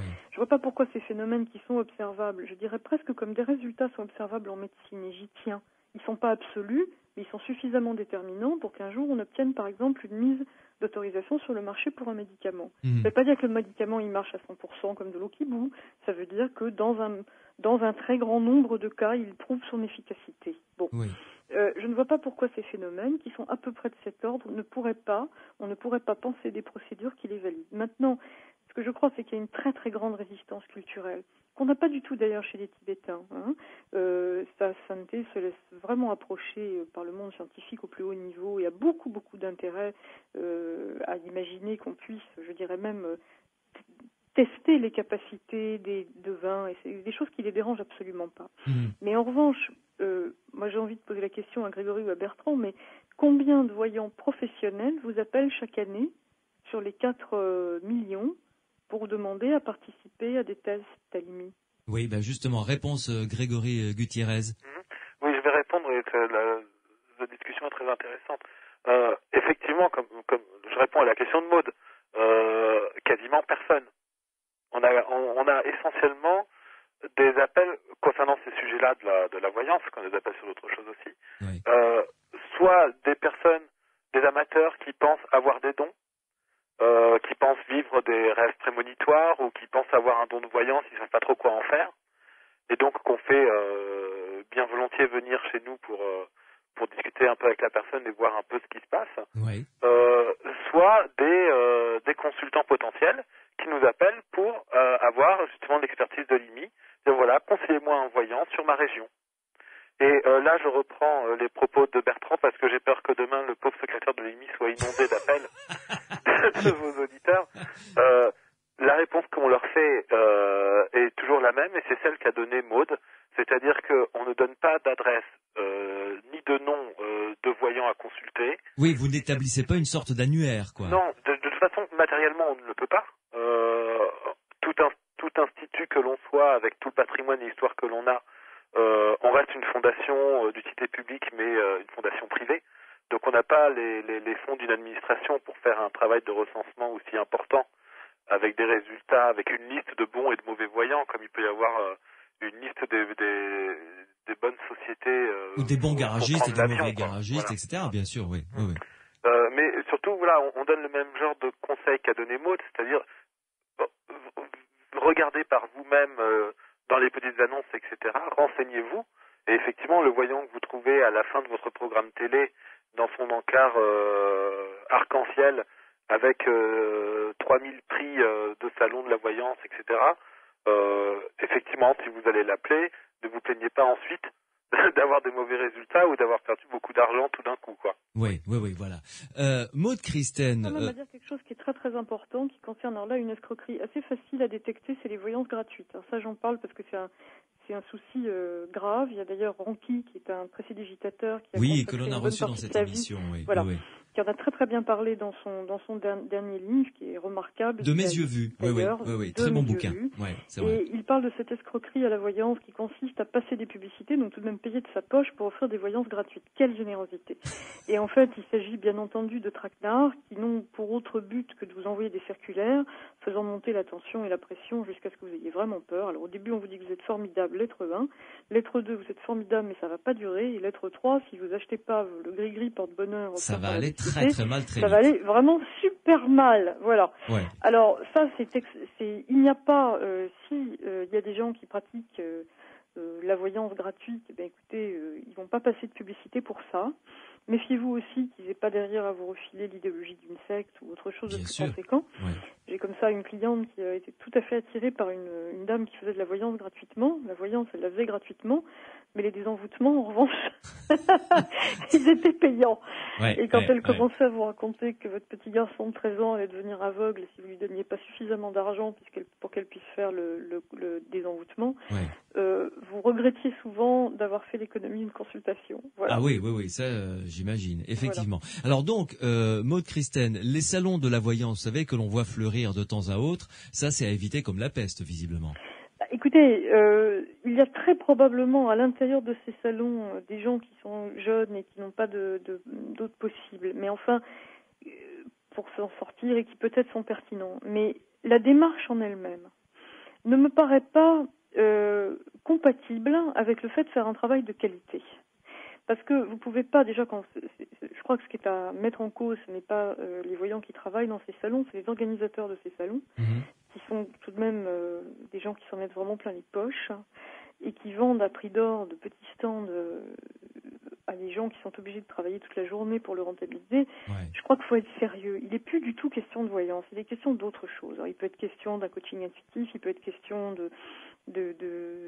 d'entendre des choses qu'on a envie d'entendre, mais je ne vois pas comment ce type de conditions peut permettre à des phénomènes de clairvoyance et de précognition d'émerger. Voilà.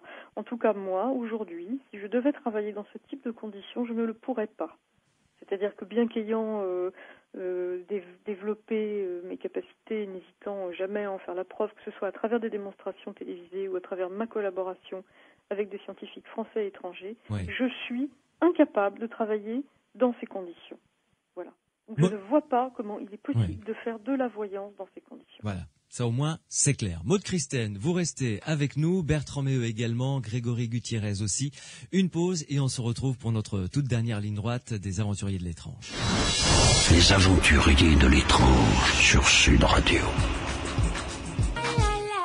Sergio Mendes avec Black Eyed Peas sur Sud Radio. Mas que nada, c'est cette belle chanson qui va clôturer notre émission des aventuriers de l'étrange sur Sud Radio, parlant de la voyance. On en fera une autre. D'ailleurs, Maude Christène, si vous le permettez, je vous réinviterai dans cette émission, les aventuriers de l'étrange, pour cette fois-ci peut-être la consacrer entièrement, ou du moins en grande partie, à toutes les escroqueries concernant la voyance, et peut-être aussi à répondre aux questions que les auditeurs et auditrices qui ont vécu un phénomène de voyance qui peut être effrayant finalement quand on le vit comme ça de manière sauvage, les rassurer et leur dire que finalement c'est quelque chose qui existe et qui est naturel, ou comment essayer de se sortir d'un mauvais pas si on est tombé entre les mains d'un escroc. Oui. Je crois que le problème de l'escroquerie qui m'a beaucoup intéressée quand j'ai commencé à travailler, en fait, il est très simple. C'est pas parce que les voyants sont des salauds. Je crois, et c'est en cela que le travail de l'Institut Métapsychique International est vraiment important, vraiment intéressant. C'est que tant que ces questions ne seront pas étudiées par des gens capables de les penser, et tant qu'il n'y aura pas un travail pluridisciplinaire à la fois en sciences humaines, mais aussi dans des sciences exactes, des sciences dures sur ces questions, il est clair que je ne connais plus exactement la phrase de Victor Hugo, mais Grégory nous la dira, ce que la science ne veut pas, en gros, l'ignorance va s'en charger. Ouais. Et l'ignorance, avec tout ce qu'elle... vous vous rendez bien compte de cette situation d'absence de collaboration entre des sujets psy, PSI, donc des sujets doués de capacités extrasensorielles et des scientifiques, et le déblocage de budgets publics, de fonds publics sur ces questions a comme conséquence c'est que n'importe qui peut dire n'importe quoi. Ah oui, ça a des conséquences sociales. Le vrai problème, il est là. Le vrai problème, il est que demain, il faudrait qu'il y ait un budget de plusieurs millions d'euros qui soit débloqué pour étudier des sujets psy, pour comprendre comment ça fonctionne, pour éventuellement mettre en vigueur le type de label auquel vous faisiez allusion. Oui. Le vrai problème, il est politique. Maintenant, face à une question, il y a des dizaines de personnes qui ont vécu des phénomènes de voyance de manière spontanée. Eric Pigani me disait qu'à psychologie, ils étaient souvent interpellés comme à l'Institut métapsychique par des gens qui appellent en disant voilà, j'ai fait un rêve prémonitoire, il m'est arrivé ci, il m'est arrivé ça. Donc déjà, la plupart des gens à titre personnel vivent ce genre de phénomène dans leur vie. Mais en plus, il y a tout de même énormément de gens qui ont expérimenté, que ce soit à travers une enquête, mais aussi à travers de propres rencontres avec des voyants, l'existence du phénomène. Bon.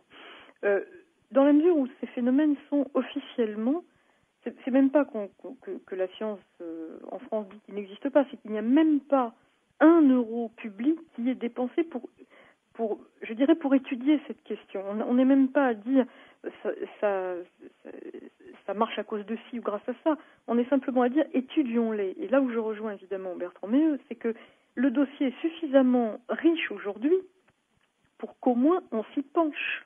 Bon. Oui.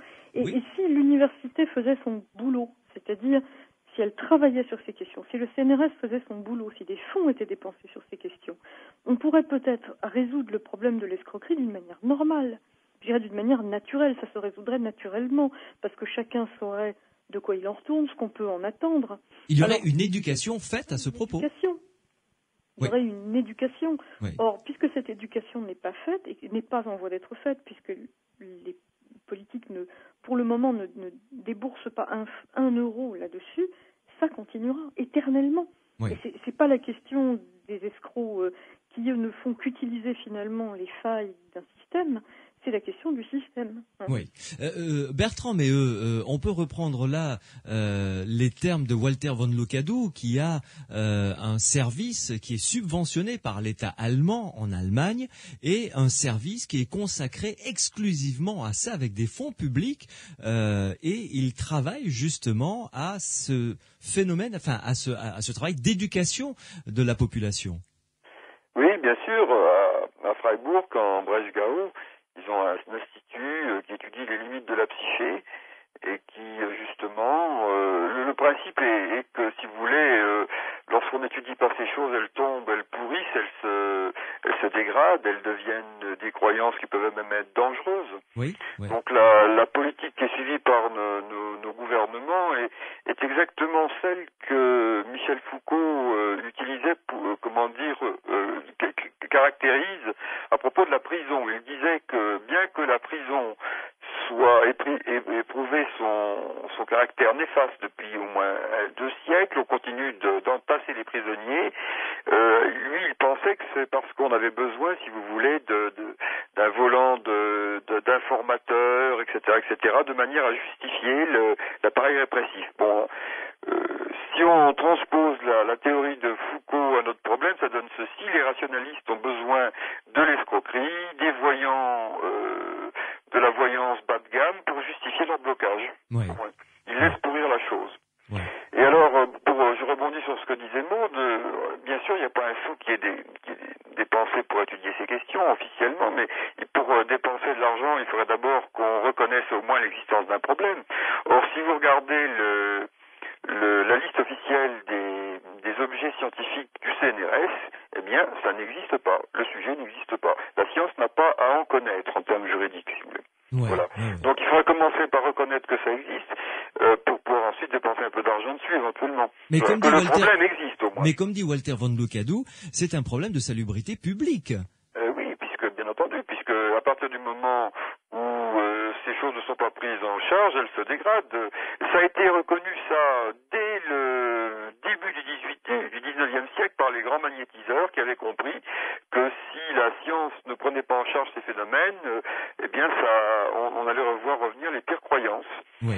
Et donc nous sommes dans ce cas de figure, et moi je pense que ça fait partie d'une politique, je dis pas qu'elle est pensée explicitement, mais il y a une intention idéologique derrière. Oui, De laisser pourrir ces choses pour ne pas avoir s'en occuper. Ouais. Pourtant, il existe des travaux universitaires sous forme de thèse, de mémoire, d'étudiants, et il serait bon peut-être de développer ce genre de démarche. Alors, il existe des travaux niveau universitaire, en ce moment, il y a un certain nombre d'étudiants, limite d'ailleurs en forme certains, qui commencent à étudier ces questions. Mais si vous voulez, pour faire un doctorat sur ces questions, il fallait utiliser des biais.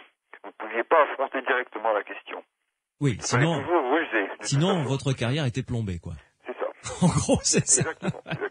Très bien. Grégory Gutiérrez, ces séries de documentaires que vous allez réaliser, le premier donc consacré à Maud Christen, participent de ça aussi, de ce phénomène d'éducation. Oui, c'est-à-dire que là, on cherche à faire quelque chose de neuf dans le fond, aussi bien que dans la forme, parce qu'effectivement, on considère, dans l'équipe avec qui je travaille, avec laquelle on réalise ce documentaire, que certes, le CNRS, les sceptiques, etc., ont leur rôle d'ignorance, mais c'est une ignorance entretenue aussi par les médias, par la manière dont le sujet est traité, et je préfère même dire galvaudé, dans ce qui est souvent essentiellement des émissions de divertissement à 20h50 pour combler entre deux publicités, quoi. C'est-à-dire que le sujet n'est pas à sa place. La place qu'il doit avoir, c'est la place d'émissions de débat sérieuses. Bien sûr. Il ne s'agit pas d'essayer d'éduquer les gens à croire à ces phénomènes. Non, mais à prendre au sérieux la problématique, la question. C'est ce premier travail qu'il faut faire. Bien. Merci beaucoup en tout cas Grégory Gutiérrez de nous avoir accordé un petit peu de votre temps et puis bon vent et bonne chance pour ces documentaires. Merci beaucoup. À bientôt. Je rappelle que vous êtes l'auteur d'un livre si vous vous intéressez à toute l'histoire des phénomènes paranormaux, à l'étude de ces phénomènes. Ça s'appelle Les Aventuriers de l'Esprit, c'est aux éditions des Presses du Châtelet. Bertrand Méheux, merci à vous aussi de nous avoir accompagnés durant cette dernière heure et vraisemblablement à bientôt dans Les Aventuriers de l'étrange. J'espère bien. Bonne fin de soirée, au revoir. Merci, bonsoir. Je rappelle le titre de votre livre, donc le dernier paru, Histoire paranormale du Titanic aux éditions J'ai lu. C'est en format de poche, très très bon bouquin. Et d'ailleurs, si vous avez raté l'émission, elle est téléchargeable sur Internet. Vous téléchargez le programme iTunes et ensuite vous arrivez dans la section podcast. Vous cherchez Sud Radio et vous allez avoir les 7 dernières émissions qui sont archivées que vous pouvez télécharger et écouter comme bon vous semble. Maud Christen, il est temps de nous séparer. Une boutade pour terminer quand même. Vous savez que le 9 juin va commencer la Coupe du Monde de foot. Est-ce que la France va arriver en finale? Je vais pas regarder. Oh, enfin Maud, vous auriez pu faire un effort. Non. Bon, ça fait longtemps que je ne veux plus faire ce genre d'effort. Voilà. Je m'en doutais un peu. En tout cas, je vous remercie beaucoup de votre invitation et je suis très heureuse de découvrir votre émission que je trouve très, très intéressante, très pédagogique et je vous félicite aussi pour la programmation musicale. Merci beaucoup, je transmettrai. J'ai passé un très bon moment en votre compagnie.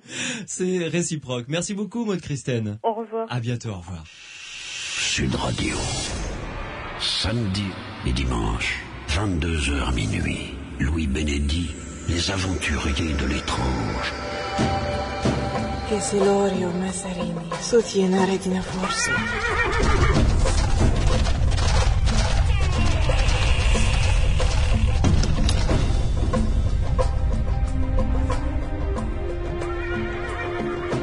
Avant de nous séparer, un rapide coup d'œil sur le sommaire de la semaine prochaine qui va être très chargé et passionnant. On va commencer avec une question. Quel est le point commun entre Joséphine Baker, entre Mozart, entre Louis Armstrong, entre Edwin Aldrin, le premier homme à avoir marché sur la Lune? Eh bien, tous étaient des francs-maçons. Qu'est-ce qui se cache derrière la franc-maçonnerie? À quoi cela sert-il d'appartenir à la franc-maçonnerie? Quelle est l'action de la franc-maçonnerie sur la société actuelle? Eh bien, l'émission de samedi prochain, Les Aventuriers de l'étrange, sera entièrement consacrée à ce thème avec des invités qui seront là, notamment le grand maître du Grand Orient de France, le grand maître national du Grand Orient de France qui sera avec nous au téléphone pour évoquer donc ce sujet de la franc-maçonnerie. Ensuite, dimanche, nous parlons parlerons des NDE, des expériences de mort imminente. Nous reviendrons sur ce dossier ô combien passionnant parce qu'à Martigues va se dérouler très prochainement un congrès mondial qui va réunir les spécialistes mondiaux dans ce domaine où ce sera donc très très intéressant. Si vous êtes du côté de Martigues, si vous nous écoutez, ne ratez pas ce grand moment. Et évidemment, vous le savez, cette expérience de télépathie à laquelle je vous proposerai de participer dimanche prochain, il y aura 4 essais. Vous serez chez vous, tranquillement installé derrière votre transistor et à ce moment-là, vous pourrez nous dire ce que vous aurez ressenti en nous écrivant à la fin de ces 4 essais. Une dernière chose quand même, le salon du livre ésotérique se tiendra à Condom les 17 et 18 juin prochains avec des conférences passionnantes sur l'alchimie avec Patrick Rivière qui est intervenu dans cette émission notamment, avec Philippe Roy sur l'hermétisme, avec Jean-Claude Flornoy qui a été notre invité hier sur le tarot de Marseille, qui apportera une exposition magnifique dans le cadre de ce salon du livre ésotérique, 17 et 18 juin, donc c'est à Condom. Je vous souhaite une excellente semaine et rendez-vous évidemment samedi et dimanche prochain pour continuer à arpenter les sentiers de l'étrange.